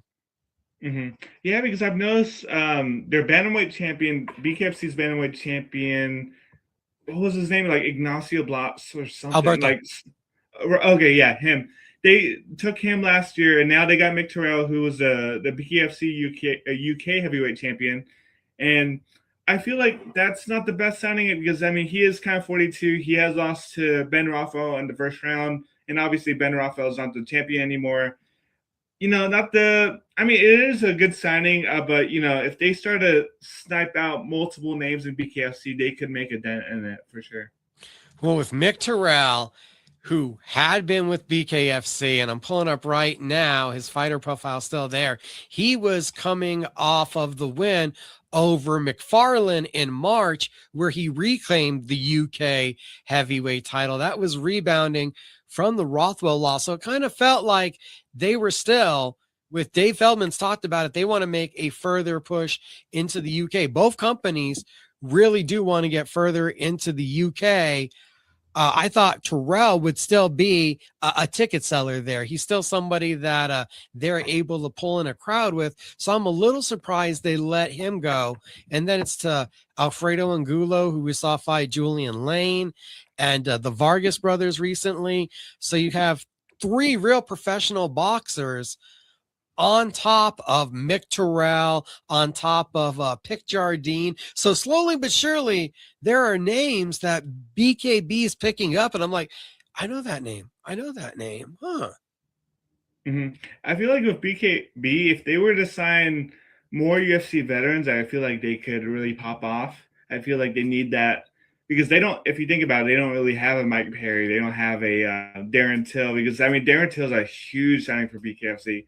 I was like, I jumped out of my chair after seeing that announcement. I mean, Darren Till's huge. And I feel like BKB, they don't really have a former UFC title challenger. I feel like, do you know anybody that they have right now that's, UFC veteran name? No, their big names are boxing with having Paulie Malignaggi, with having Alfredo Angulo, with now getting the Vargas brothers. The UFC vets that I most often see associated with their brand, Jack Marshman, Juan Adams. They're more some grizzled vets. There's some Bellator vets. There's a heavy UK presence, but no, there's not the Eddie Alvarez, the Jeremy Stevens, the Mike Perry, which, as you bring up Mike Perry, is he even a BKFC guy anymore? I mean, yeah. So I think with the way BKFC does business, it's like if Mike Perry wants to go out and do an MMA fight or a boxing match with Jake Paul, they'll let him. As long as it's not in like a competing bare knuckle boxing business like BKB, it's fine. I think that's the way that they kind of let things slide. I feel like even if Franco Technoglia, like they're letting him fight in PFL. I don't know if he's currently signed to BKFC, but I feel like they just kind of let their guys do what they want. But obviously, they can strip titles and stuff like that if they don't necessarily agree with your moves. I think Dave Feldman blew his top about Tenaglia. That's why we got Soto Bonner too. He was mad as all ish about that one. The Perry thing may be a different ordeal because he's such a big draw. But if you all of a sudden told me that they're going to put Perry against like Jason Jackson and MVP offers more money, I could see him staying away. I just don't know. I mean, I know we all want the Darren Till fight. And I'll get myself in trouble once again because I already brought this up with Taylor, and I haven't got any bad text messages yet, so I don't think me and her got in too much trouble. I was underwhelmed when they said the biggest signing in BKFC history was Darren Till, because there's numerous UFC and boxing world champions that they had signed previously. I'm like, I ain't trying to get a Scouser to punch me, but you were cool in your day. Because, I mean, Austin Trout, too, I feel like stands out. Mike Perry, I mean, at the time, I feel like when Mike Perry was signed, it wasn't the biggest deal because he was like maybe 1-0 post UFC. But yeah, a guy like, if you think about Austin Trout, I mean, there's definitely been bigger signings than Darren Till. Jamel Herring. I'm sorry, even just the fanboy in me. I'm like, you signed Eddie Alvarez? Oh my gosh. That one hit me in my little feels. I'm sorry, Darren Till. Biggest UK signing ever for BKFC. I think we all agree on that one. Also, I think he is about to beat the brakes off of Aaron Chalmers in his debut. Like, Chalmers is a game fellow. He had a little run in Bellator, but that might be biting off a bit much going up to a guy that was a UFC world title challenger. That fight reminds me of like Austin Trout versus Diego Sanchez. Like, I just don't really see Chalmers really. I don't see a road to victory for him. I feel like this is kind of going to be a slaughter, I feel like with Darren, I mean, it's hard to find a guy to fight him because, I mean, he's kind of so high level in the stand-up department. So, yeah, I mean, I was talking to Cameron Delano the other day. He wanted to fight Darren Till, but even that fight kind of seems one-sided. You know. I've kept Tris probably a couple minutes longer than I already told him I was going to. I know he has an engagement tonight to get out to. We know that with the Game Bred Bare Knuckle MMA, I'm returning to that before I let you go. It's a tournament system. Are you prepared for Anthony Smith or Thiago Santos and Yoel Romero to see that in bare knuckle MMA? Because those have been the three most impressive heavyweights, and none of them are heavyweights so far in this ordeal. Yeah, I mean, that's an awesome to think about, because Anthony Smith and Thiago Santos, they've already fought in UFC before. Thiago Santos, Yoel Romero, they fought in PFL before. So I guess it's something that we haven't seen before, but bare knuckle definitely changes a certain aspect to it. I feel like Yoel Romero, a guy like him, can really benefit from the most from not having gloves on. And I feel like Anthony Smith and Thiago Santos, they have their hands full with a guy like Yoel in a sport where he could really do some damage. You know, he could break jaws, you know. Yeah, Anthony Smith, though, he didn't look too bad in his Game Bred debut. And obviously coming off that performance in his last UFC fight, he looked pretty good. Thiago Santos looked pretty good. I'm excited to see it. He absolutely savage Chase Sermon. I never thought we were going to see that Lionheart Anthony Smith again. That was magical. And against a guy like Chase Sermon too, like those are fights that you never see coming, but yeah, ended up happening. I think Rafael Alves is my favorite to win the lightweight side of the tournament. That's a good one, because I feel like if he meets Kurt Holloway, it's going to be like more striker versus grappler. It's going to be good to see. And I feel like with Alves, I mean, with bare knuckle, I feel like you can do a lot more damage. So I feel like, and when it comes to strikers versus grapplers, I feel like the strikers kind of have the edge because it is no gloves, you know? He's Chris de Santiago. Check him out at MMA Island across social media and their website. Again, thanks for coming on the show. Awesome. Good to talk to you, Micah. Thanks so much, and have a good day, okay? Whoa, okay, there I am. I'm back. All right, screen was a little messed up there for a second. Chris de Santiago talking about everything in combat sports that I made him talk about, from bare knuckle MMA, the Mighty Trigon, the BKFC, the PFL. We went all around everything but the UFC, because you can check that out at MMA After Hours. New episode is up today.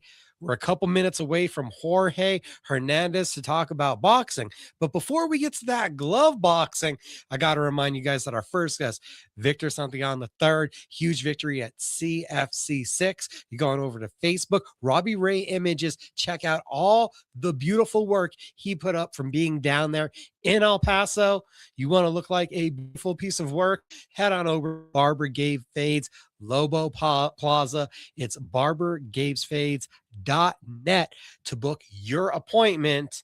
Walk-ins are welcome, but believe me, you want to skip that line, because there's a long one with everybody in the house there to pick up their Barbers Are Us beard balm.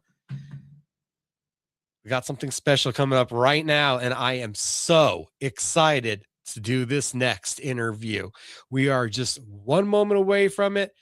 So let's see if we can get this loaded up. Jorge Hernandez in just a few minutes, but we didn't tease this one, and I think we're about ready for it.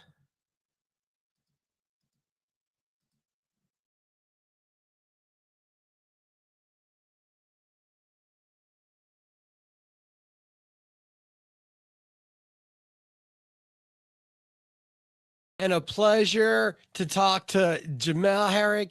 Thank you. Sir, thank you for the time. Anytime, Micah. Thank you for having me, man. BKFC, a transition over from the glove boxing to bare knuckle boxing.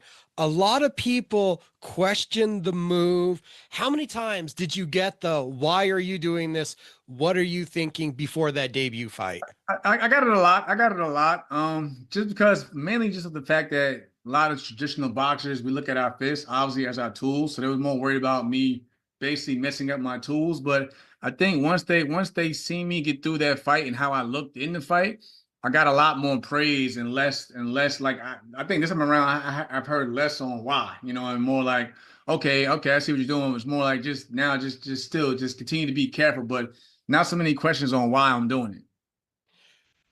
How much different, though, was it than what you expected from amateurs to professionals to your entire career? You have boxed a lot, Yes. but I always get the response, this was a lot different than all of that, though. Oh, absolutely, absolutely. I think again, when you have those gloves on, you have a few inches at the end of the glove to find your spacing and timing. So without the gloves, it's just you and your physical body now. And you have to find your new marks as you coming in and getting out of the danger zone. But I think after like the second round, when I started finding my rhythm, that's when it started coming. Okay, I know I need to be at, know my timing.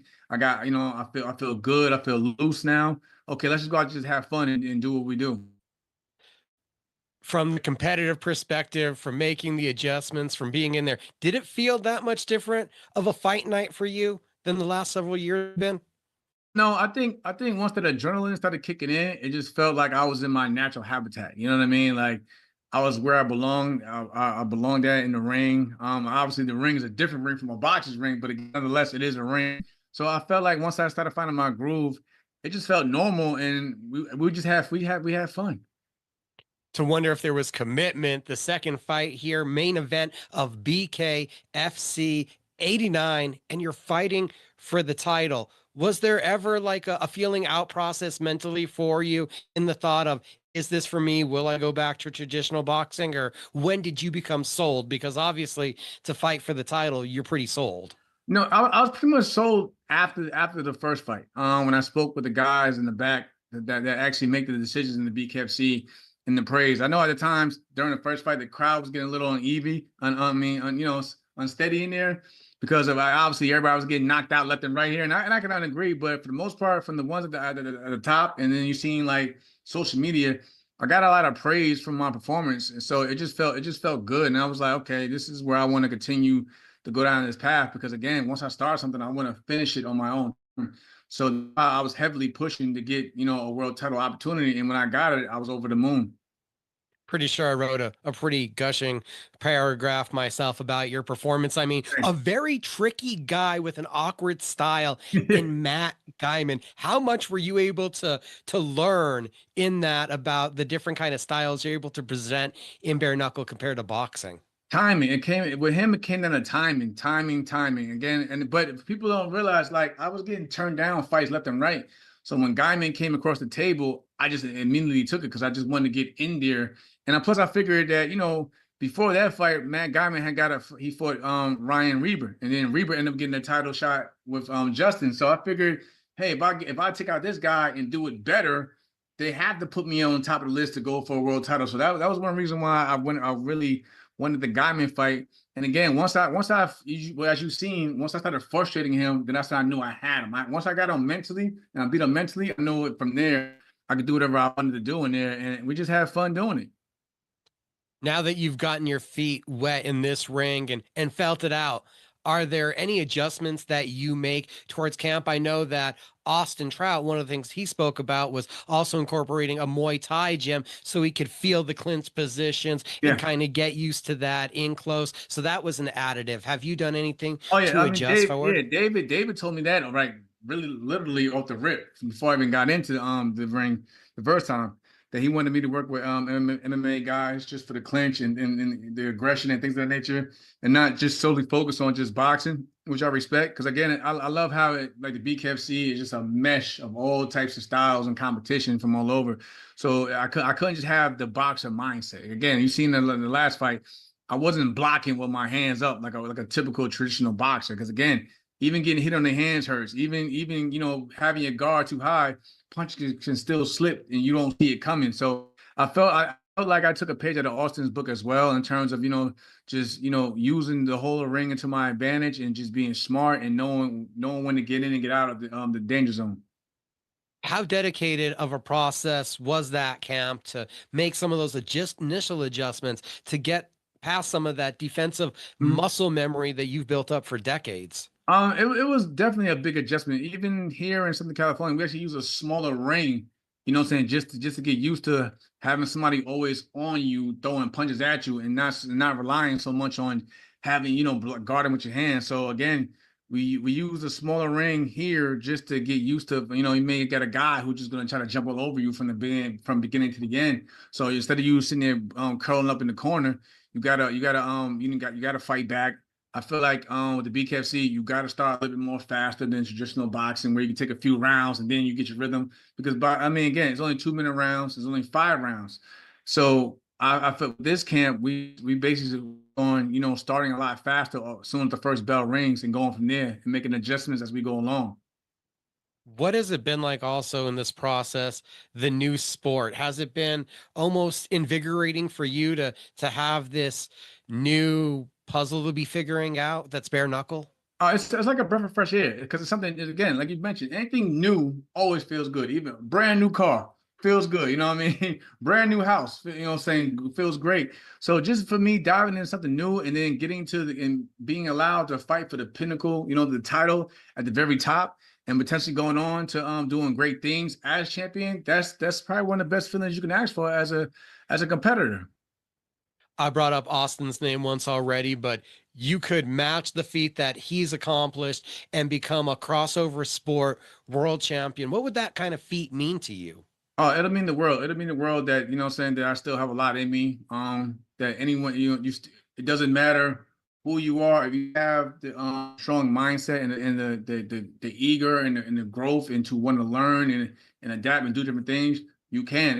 It all depends on, saying, how you feel at the end of the day. So if I can go out here and win big and, saying, and match the same feat as Austin, that's a badge on my chest right there alone. And I'm actually happy for Austin. He's going for his second world championship. So it's just great to see him, even at his boxing career, going to do great things. And you can see within him as well that he has like a new sense of a purpose rather than he did at the end of his boxing career. And with the BKFC, he's just happy. And I know exactly where he's coming from.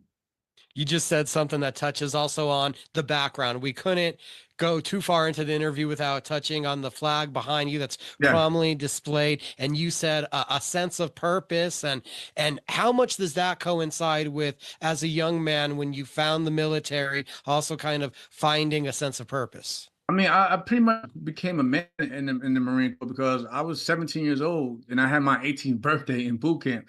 So the Marine Corps is pretty much, really all I know as an adult. But to go out here around Memorial Day weekend again, compete for the highest honor, which is the world title, and to represent the Marine Corps is always a huge is a huge honor. But again, I don't take it. I never take it lightly. And I'm just happy that, I have my Marines still rooting and following behind me as I represent them as much as they represent me. Always got to thank you for your service, sir. Thank you. The fight, Nate Maness. Were you familiar with that name before they presented it with you? I caught of his couple of for obviously his BKFC fights, because again, when every time the BKFC comes on, I do sit down and watch it as a fan just to watch it. So I've been familiar with him, and I knew that he was going to be somebody that was going to be good on that level from what he's done in his first 2 fights. So again, I wasn't surprised when David gave me the call and told me, okay, it wasn't going to be Justin, that was going to be the guy. You know what I mean? But so I give all respect and credit to Nate. Despite what people may say about his UFC career and everything like that, I believe it takes a lot just to get to the UFC. So I respect him for that feat as well. He's a solid fighter, more than a credible MMA run, over I think it's like 77% winning percentage in MMA. We've seen what he's been able to do in bare knuckle. As you're indulging, what have you found is particularly intriguing about his game? Oh, he's going to come forward. He's going to come forward. Unlike, Guyman was a little tricky. He's bouncing all over the place, but I know Nate is definitely going to come. He's going to come bring the fight. He's going to come looking for the stoppage. So, but I think that helps me because that's going to create openings because, just quick twitch muscles. I can get out of a way of a punch and I can counter back with something of my own. So I think it's going to be a lot of excitement. He's still a dangerous guy. I never take anything lightly. He's here for a reason. But I think, his style is going to work a lot more in my favor compared to Guyman's style. Also, and I know you don't want to probably think of it in this direction, but your experience just in boxing is probably going to be a lot more than the experience that he's ever had to go up against live. So how much do you feel like that at some point in the fight could be an advantage, just that you've been to world-class I mean, depths? experience always plays an advantage, but you still can't take it for granted. You still have to go out there and play as if like this is like for me mentally. I have to prepare like this is still my toughest challenge, so I can always stay sharp and not fall asleep behind the wheel and get lackadaisical in there. So, but I definitely I know like I said I've been to the Olympics. I've been on I fought in many world title fights. I got a deep amateur career. I got a deep professional career, but it's all useless if I don't take all that experience and use it in the correct way going into this fight. When you think about it in everything that you've accomplished, world champion boxing, attempting to become a world champion in bare knuckle, I said the Olympics, are you purposely trying to put yourself into the argument when we're talking about these all-time great combat sports athletes, as we now have so many varied combat sports and people jumping around? We bring up an Alex Pereira and Austin Trout, guys of kickboxing, boxing, MMA. Are you trying to enter yourself also in that kind of conversation?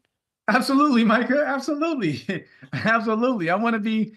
For me, especially coming from Long Island, we usually look down upon from the guys in like the bigger boroughs like the Bronx, Manhattan, whatever. I want to be, what I'm saying, I want to be the guy that's been known like Long Island produces great fighters, and then we go from there in terms like you mentioned on the national stage and in the world level. Like I just want to go on and just represent where I'm from and still be considered one of the best fighters to come out of that side of the world. He's been a serviceman. He's been outspoken about mental health, which we haven't even got an opportunity to touch on. A world champion, a world-class athlete, a world-class spokesman for the sport, and he's the headliner of BKFC 89. Jamel Herring, it was an absolute honor to get to touch base with you, sir. Thank you, Mike. And we'll have to talk more. I'm telling you, I feel it in me. I feel like I will become champion, and I look forward to us speaking again about what's next in the future, going from being the challenger to being the defending world champion. Because again, my next goal after this is beginning on that BKFC pound for pound list. So if I gotta go for continue fighting the best available out there, I'll do that. Awesome, sir. Truly can't wait to hear that story.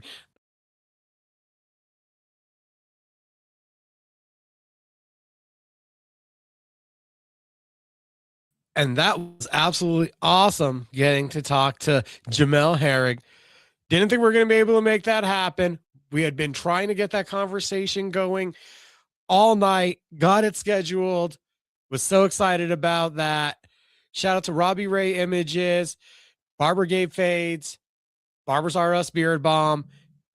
As we go from the bare knuckle boxing, I think we're ready to talk about some glove boxing. Let's bring in the one and only Southwest Fight News' Jorge Hernandez. Can you hear me, sir? What the fuck is up? Wait, can we cuss on here? Yeah, I don't think anybody cares. It's like YouTube and Facebook. It's Instagram. It's a bunch of people that probably know us. So Awesome. It'd be strange if you weren't cursing, right? Wasn't sure if this was a radio bit, and I'm like, oh dang. How are you, man? Yeah, I'll warn you if it's ESPN radio. Yeah. That's Saturdays, not Tuesdays. All right. I just wanted to make sure. Thanks. You're the only one that can get me back on screen here, man. So I appreciate the time. I forced you, we're pulling you in here, and I knew that this was going to be a big week for you because Angelo Leo, I know that's a huge attention point for you all the time. Yeah, I think anytime any boxer and native, you talk about the Jackson's MMA gym and how many of those guys are transplants, and that stage has kind of changed, right? I know we're supposed to talk about boxing, but I'll bore you with MMA here for a little bit, but we were there at the prime of MMA for New Mexico, right? I mean, you had Tim Means, you had Carlos Conde, you had Holly Holm, you had John Dodson, all folks that were born and raised out of Albuquerque. So the fact that we currently have a world boxing champion, and I mean, people forget Angelo Leo. He went to high school here up, I think, through his sophomore year before he moved to Hollywood and then ultimately Las Vegas. But he was born and bred. He's southwest part of the city. So, obviously he's one of two boxing world champs in the history of boxing from the Southwest Quadrant, and Bob Foster and him. So it's just really, really important, I think, for people to pay attention to what he's doing. And his last fight against Ronaldo Lopez, or I'm sorry, how long ago was that? August? Was that 2024 already? Holy crap. So you talk about one of the greatest knockouts, probably top 10 championship fight knockouts of all time. And that just gets repeated. You see that on ESPN, you see the DAZN now, because the fight is, I guess I'll get into promo, even though they're not paying me. The fight's taking place on DAZN on Saturday night, and they're just constantly repeating that same highlight, even though it aired on ESPN. It was just an incredible knockout against a very formidable opponent. And stylistic-wise, Micah, that was one of the greatest fights, I think, like skill-wise, that I think I've ever seen in my life, up until Angelo Leo obviously knocked out Lopez. But he's obviously fighting Aleem, who is 23-1.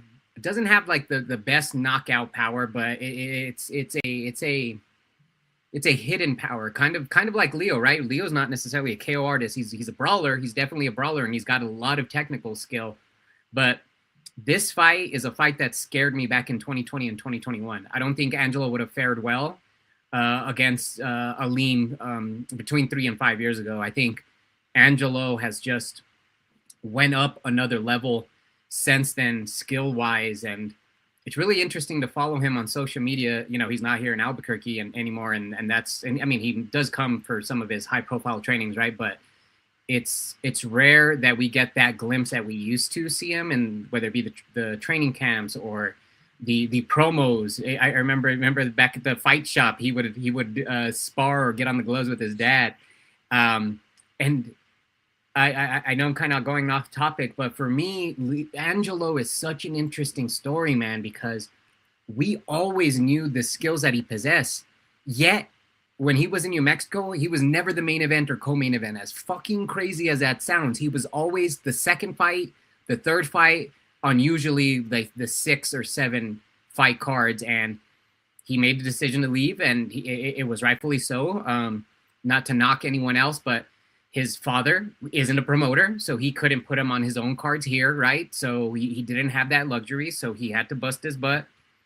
I think we profiled this in the past, but he had a pretty crazy story where his dad took custody of him when he was very young, just because his mom ran into some problems, and his family was separated, where it was Angelo went with his dad, and then the younger brother, and I can't remember how many siblings he has, but excuse me, went and stayed with his mom. And it's just really interesting story, and it's rare, right? As usually you hear of like the mom taking over and raising the kids on her own or whatever it may be. And he has a different story where his dad has been there every single step of the way, suffered. They've shared stories to where they literally slept in the projects in West Hollywood, and there were roaches literally crawling over them when they were waking up, and they grinded, and they are where they're at now.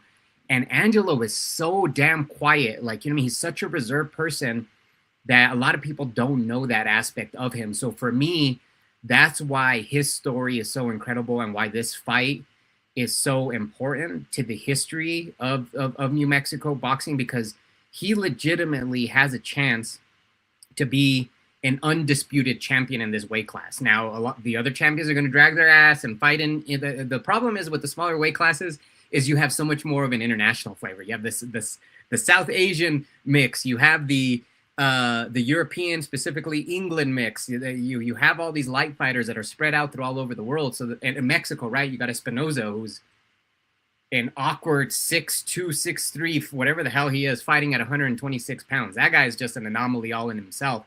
So for Angelo, I think this fight is incredible opportunity to really showcase his skills. And it's been, you know, it's been a while since we saw him fight, and he fought in Japan, right? What a great opportunity for him when he fought Tomoki Kameda a few months back in a really, really close fight. Like, Angelo almost lost that fight. If Kameda came in prepared a little bit more, maybe even with a two-week more training camp, he would have lost. Like, because you had the fighter, the fighter's brother was a promoter out there in Japan, and the scorecards were close, like 1 or 2 rounds the opposite way. Angelo we'd be here having a different conversation. Now I'll shut up just because I went off for like 3 minutes on one question. Good to hear from Jorge. He's been excited to talk, man. He just, wow, welcome back, Jorge Hernandez. He had some things to get out right there. No, you were right. I'll never forget going and meeting Angelo and his dad, and you know how businesses change. There was like a dojo, like right there, like Lead and Yale. I think it's now possibly a laundromat, but either way, it's just a little building, and it was a dojo, and they're like, meet us at this like kung fu school. And I'm like, wait, what? And they're having to hang up their own bag, and it's just Angelo working, and talked to his dad a little bit. Went and talked to him, and I'm like, what are you guys doing here? And they're like, they're nice enough to let us use the building during the day. Yeah. And I'm like, but you're the only ones here. We're getting in work. So yeah, no, the way they have always grinded, always persevered, it was on full display, as you said, in that knockout victory here, because it felt like the scorecards were on the other side. Angelo needed that knockout and put it together. It wasn't a dominant performance. It was an up in the air fight where everyone was tentative, and then he had that crushing moment to separate himself. So yeah, he has hit superstar level in a different way. And this was one that was missed here locally by a lot of people. This fight, though, in particular, Reese is already ranked above him. I see on BoxRec. Is it that dangerous? You really think there's that much disparity between the two of them? Man, it's here's what gets me with the lower weight classes is the ages of some of these guys, because it's a really interesting grouping of folks, because with Aleem, the guy's 35 years old.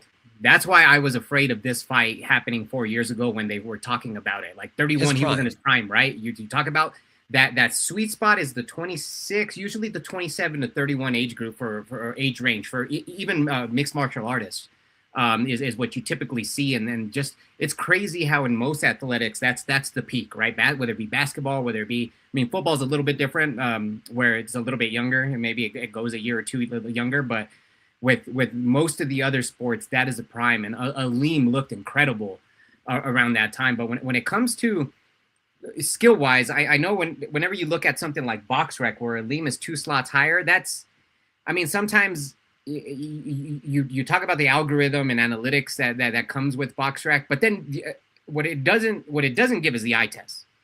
Angelo's a better fighter. Angelo's a better fighter than Aleem. He's a lot younger than him. I think he's 30, right? And so Angelo's 31. No, he's 31 now, which is crazy to think, right? Because back when we were starting, he was this 19-year-old, 18-year-old kid that was fighting here, and here he is, 13 years into his career already, and just hitting. You know, what I feel is for Angelo, he's been in his prime since he was 26. I feel, and he fought some tough Asian dudes, some tough freaking Filipinos, and then obviously last fight he went to go fight a Japanese guy. Fight before that, it was a Mexican guy. So that's what I love about those lower weight classes is you get so many different types of styles of fighter. And those dudes are put through the gambit. Like if you were to ask me this, you know, this weight class, this 126-pound weight class is either the second or third best in boxing. Like people just have to give it credit for what it is, despite the fact these are smaller guys. But you talk about the champions right now, Rafael Espinoza, who's from Mexico. You got Brandon Figueroa from Texas, and you got Bruce Carrington from New York. And then you got Angelo.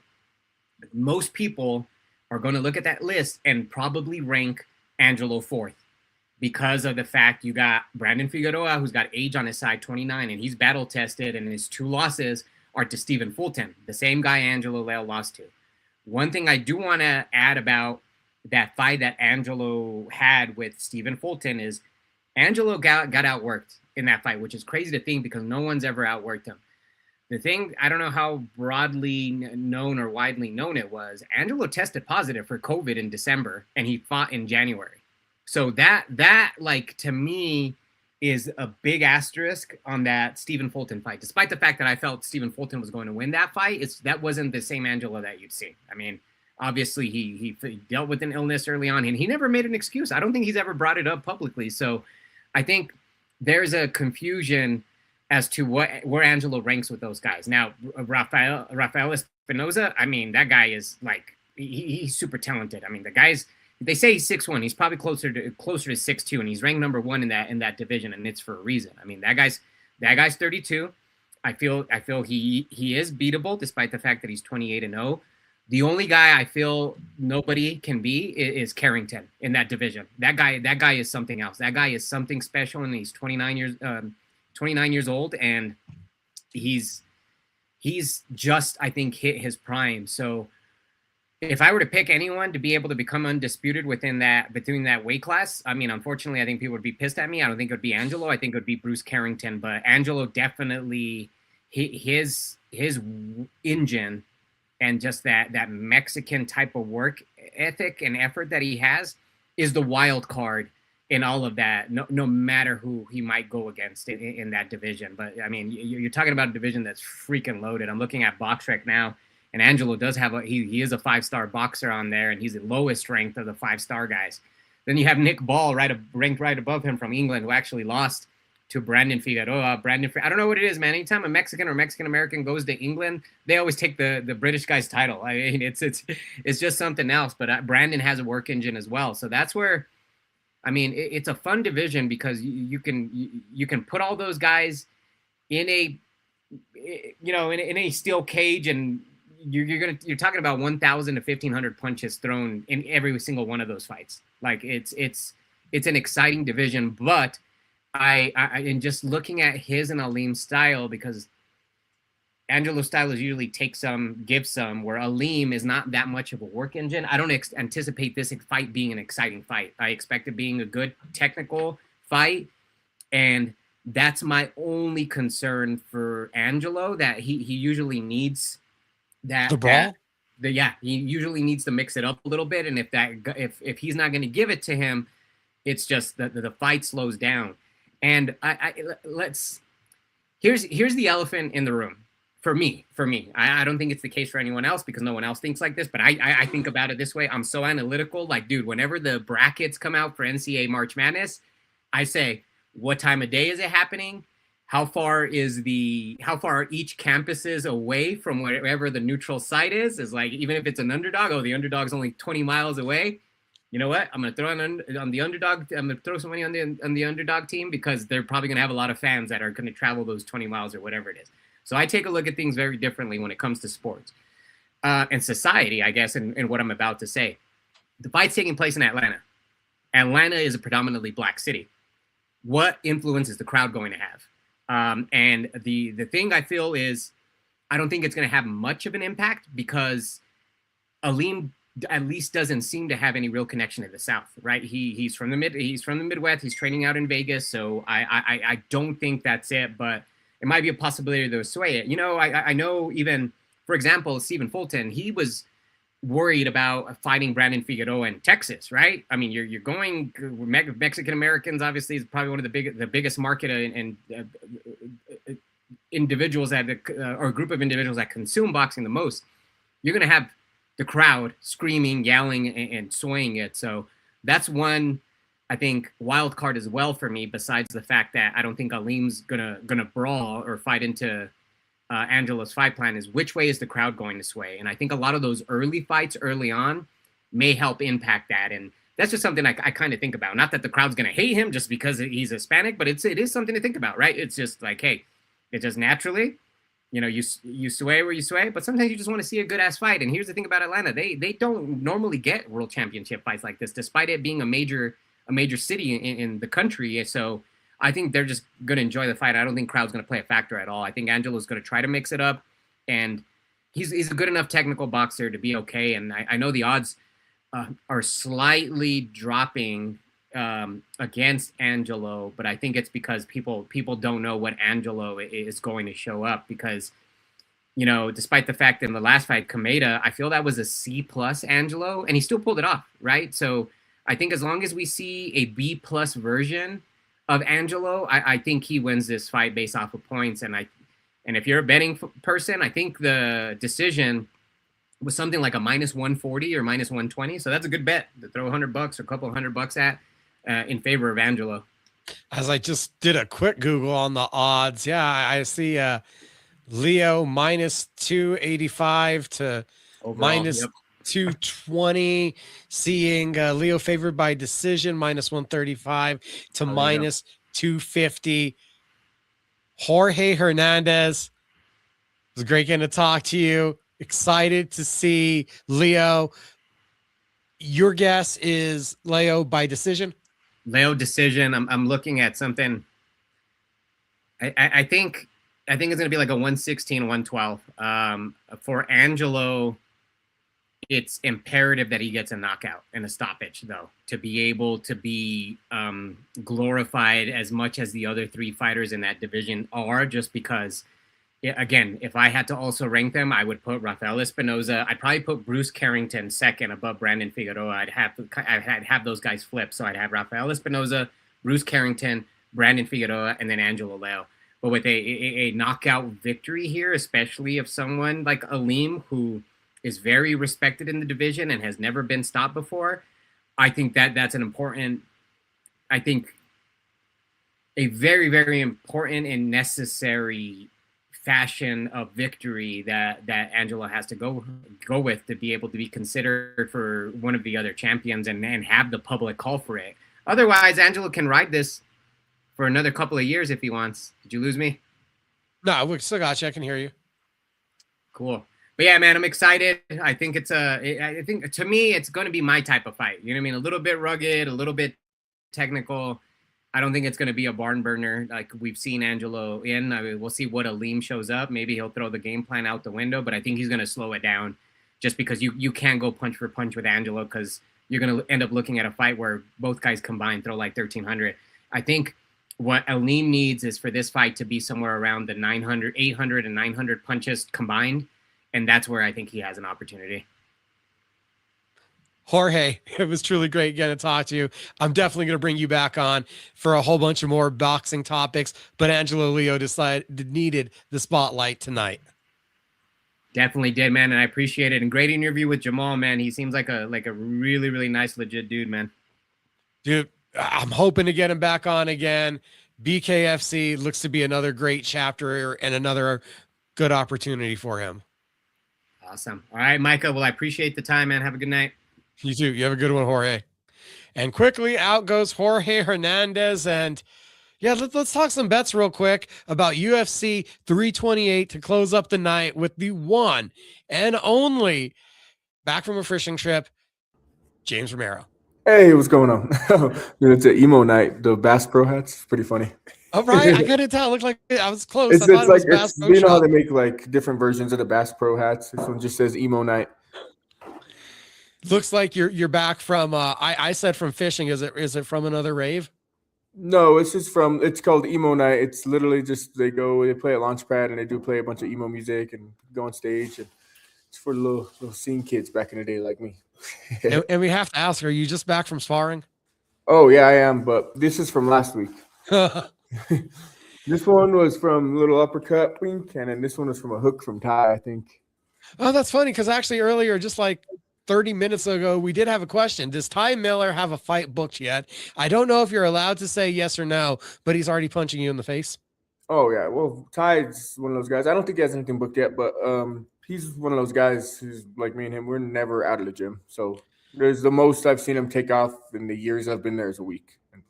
And that's the reason he's good. It's because he trains hard. It's not secret. Sorry, did MMA after hours today, and my buddy Michael Carlisle, who I did that show with. We're just going to dive right into the main event. First off, people got to get there because the animosity is crazy, and he's like, I'm putting money on Sean Strickland. It's the odds where you make it, you kind of have to. I think Hamzat's going to go out there and dominate, but it's kind of unbettable unless you bet him round one or bet him submission. But even those are priced at like round one is plus 120 maybe, and like by submissions minus 120 or so. So they're like, it's almost unplayable for me. We'll see what I end up betting. I'm gonna pick Hamzat, but I think he actually goes out there and dominates. Hamzat Chimaev domination. That's what we're expecting. Do you think Sean Strickland has the style to give him problems or not really? I don't think anyone in the middleweight division has the ability to give Hamzat problems. I think he's just different. I was hoping you were going to have an analysis I didn't already say, but I'm like, oh, this is going to be bad and this is going to be one-sided. And I'm sorry to say all that, Sean Strickland, but it's just kind of what I'm feeling. If he's able to survive the early rounds, he's got good cardio and pace where it could get ugly late if it goes late for Hamzat. Co-main event title is also on the line. Joshua Van comes in as an underdog to the challenger in Tatsuro Taira. Yeah, we've talked about this a little. I like Taira here. He's like in the minus 180 range. I just think he's grown, especially since the Royval lost. I'm going to bet Taira for sure. Van's good, but he shouldn't even beat a champ. He literally was going to get mauled by Pantoja and fluke arm break, but he's a good scrambler. He's he's tiny. He's a good combination puncher. I'm so tempted about Van. I can see why. I see why people are on that side, and I'll just about justified. But I just my prediction. I'm gonna bet, and I think Taira gets it done, especially what he did to Moreno and took him down and beat the absolute piss out of him. Well, I was all over most of the underdogs for this. How are you feeling about the big tree trunk heavyweights? We have Volkov, former Bellator champion, coming in as the favorite, and Waldo Cortez Acosta, who was flavor of the year last year for the heavyweights, as the underdog. Yeah, I like an underdog here. I actually used to think Waldo was kind of a fraud when he first got in, but he's proven he's damn good. And when he hits you with that right hand, not that Volkov's no slouch, but if Waldo mixes in the takedowns and wrestling, Volkov's very easy to take down. Sean Brady, Joaquin Buckley, Brady coming in as a slight favorite over Buckley, who had trouble with his wrestling last time we saw him against Usman, but Brady got steamrolled by Morales, so there's a bounce back for both of them here. Yeah, I think the bounce back's on Brady's side here. I think he's able to get to his game. If he's able to chain together a couple takedowns, his grappling's legit. The way he stays on top, his control and pressure, freaking backs this wide, like. I think Brady gets it done. He just ran into a physical specimen of Morales. Jeremy Stevens has massive knockout power. He's a pretty sizable underdog. He hasn't had an MMA win since the PFL, and he's taking on Bobby Green, sizable favorite, but the hands down will make this a pretty thrilling watch for as long as it lasts. It's going to be a fun one, I think. That's my official prediction. I think Bobby Green's going to tear him up early and get caught with something fluky late, and Jeremy Stevens finally gets a UFC win for a long time. All right, Stevens. All right. I think Bobby. It's the odds, really, plus 300. Like, if it was a closer line, more chances. I think he could. Bobby Green's a little chinny. I think it could look a lot like the Drew Dober fight. Remember that one where Dober was getting his ass kicked the whole fight, and then bink, and Stevens has that power. He still does. And he's been staying in shape in boxing. It's not like he's been out of the sport. It's just he hasn't been successful when he's came back to this sport. The bare knuckle had been much better for him. Yeah. He looked all right against Mason Jones? He got out wrestled for the 15 minutes. He looked good on the feet, but again, he's looked good on the feet. Yeah, but I mean, Bobby's not going to try to take him down. That's why it makes it really attractive and interesting. Biggest favorite on the planet, I mean on the card, Abita Gutier is, I've seen minus 1,800 in some places. You can get all the way down to minus 900 if you find the right market. And Ozzy Diaz is all the way like plus 900 in some spots. This fight's unbettable. I don't even know. Maybe props if you bet Gautier round 1 KO, because I think that's what's going to happen. I don't think he's going to even come out gun shy after his last performance. I think he's still going to go out there and swing hard. And Diaz just can't. Sometimes they're just too much at a physical disadvantage. Yaroslav Amaslav comes in as a favorite card. over Joel Alvarez. Alvarez was never a lightweight. He was always killing himself to make this weight. I love him at welterweight, but I absolutely love Yaroslav Amaslav, who's one loss in his career. His head wasn't into it. He was halfway in war. He was having contract problems with Bellator. I don't know which way to go here. I really love Amaslav.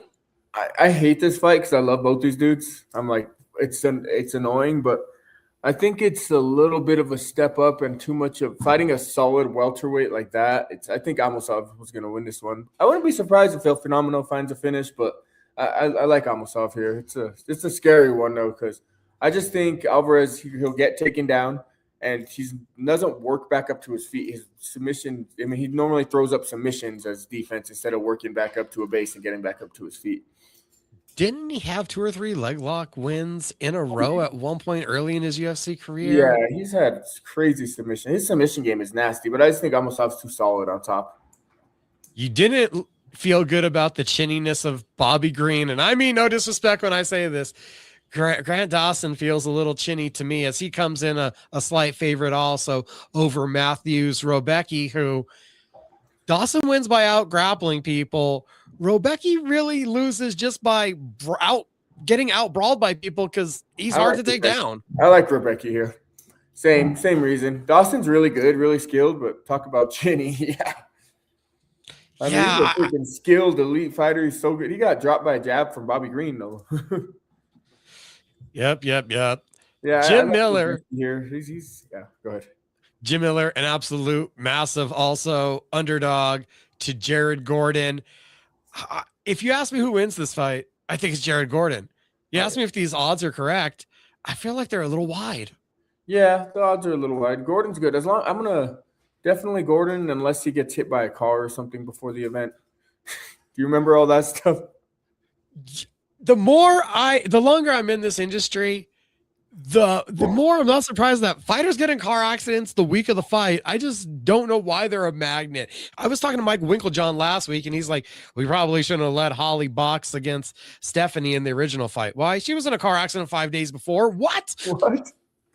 I didn't even know that. That's wild. It just came out on Saturday when I had him on ESPN Radio on my Cage Minds Fight Hour. Guys, check out Cage Minds Fight Hour, ESPN Radio, Albuquerque 1017 The Team, Apple Podcasts, Spotify, cageminds.com for all that stuff. But yeah, people getting in car accidents, man. That's crazy. Yeah, I think Gordon clears here though.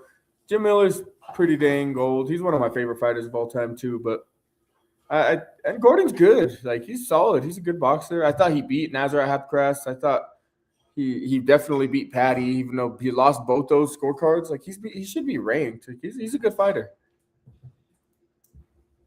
Roman Kopylov was ranked. He then lost to 2 incredibly massive power punchers. He now comes in as the underdog to Brazilian Marco Tulo, who does have 10 knockout wins on his resume. Am I wrong to say I'm not that impressed, though, with Tulo's victories? Because Igor Pretoria and Treshin Gore don't impress me. Eating that fight, too. Oof. Gore's not bad either. Gore just had a good win over Azamat Bakoyev. I bet Treshin Gore that fight is a big dog. I was stupidly shocked by that one. I had Bagoyev easily winning, I thought. Yeah. I made my pro debut on the Bakoyev card where he was the main event in Denver. Yeah. I saw him. He's not that big. I was bigger than him. He's shredded, but he's a good, solid fighter, but I just think he gets overpriced every fight just because, like, his Russian name probably. Yeah, he came with a good record. It looked like he had a full skill set. But here with Kopylov and Tulo, do you feel this is appropriately priced? Because I was just surprised that a guy that was fighting towards the top 10 is now an underdog to a guy rising. Yeah, if Kopylov can't get takedowns, I think he's going to get out-pressured and outpaced on the feet bad. So I like Tulo here. I don't think I've ever seen Kopylov working for his takedowns. He's more of a Russian striker, so maybe it is Almeida. Remember, he was getting cracked a little bit. Oh yeah, no, that's a good point. When there was a better kickboxer in front of him, Tulo looked bad his last fight, but he fought a freaking good fighter, and he just. I think Tulo's still legit. I think he's a legit prospect. Leroy Duncan ate him up, spit him out, proved that he is ascending and going to be a top 15 guy. That was an impressive performance. And that's probably also why I'm shocked to see, Tulo as a favorite. I guess they expect this is the rebound fight to see what he's truly made of. I think it is. I like him here. Pat Sabatini, he'll definitely have the grappling advantage. I was surprised. It was either his last fight of the fight before where he got the knockout victory, taking on Frenchman William Gomes. How do you see this one? This one, I like Sabatini here. It's a little high price, but Gomes, he doesn't finish people, and the only way Sabatini loses is if he gets bonked early, because he's a skilled fighter and one of the best grapplers like in MMA. Like I think he's that good on the ground. I think if he doesn't get bonked early, I mean, it could happen, but Gomez doesn't really come out and bonk people. He literally fights so boring, so the shizzing machine. I think Sabatini wins here.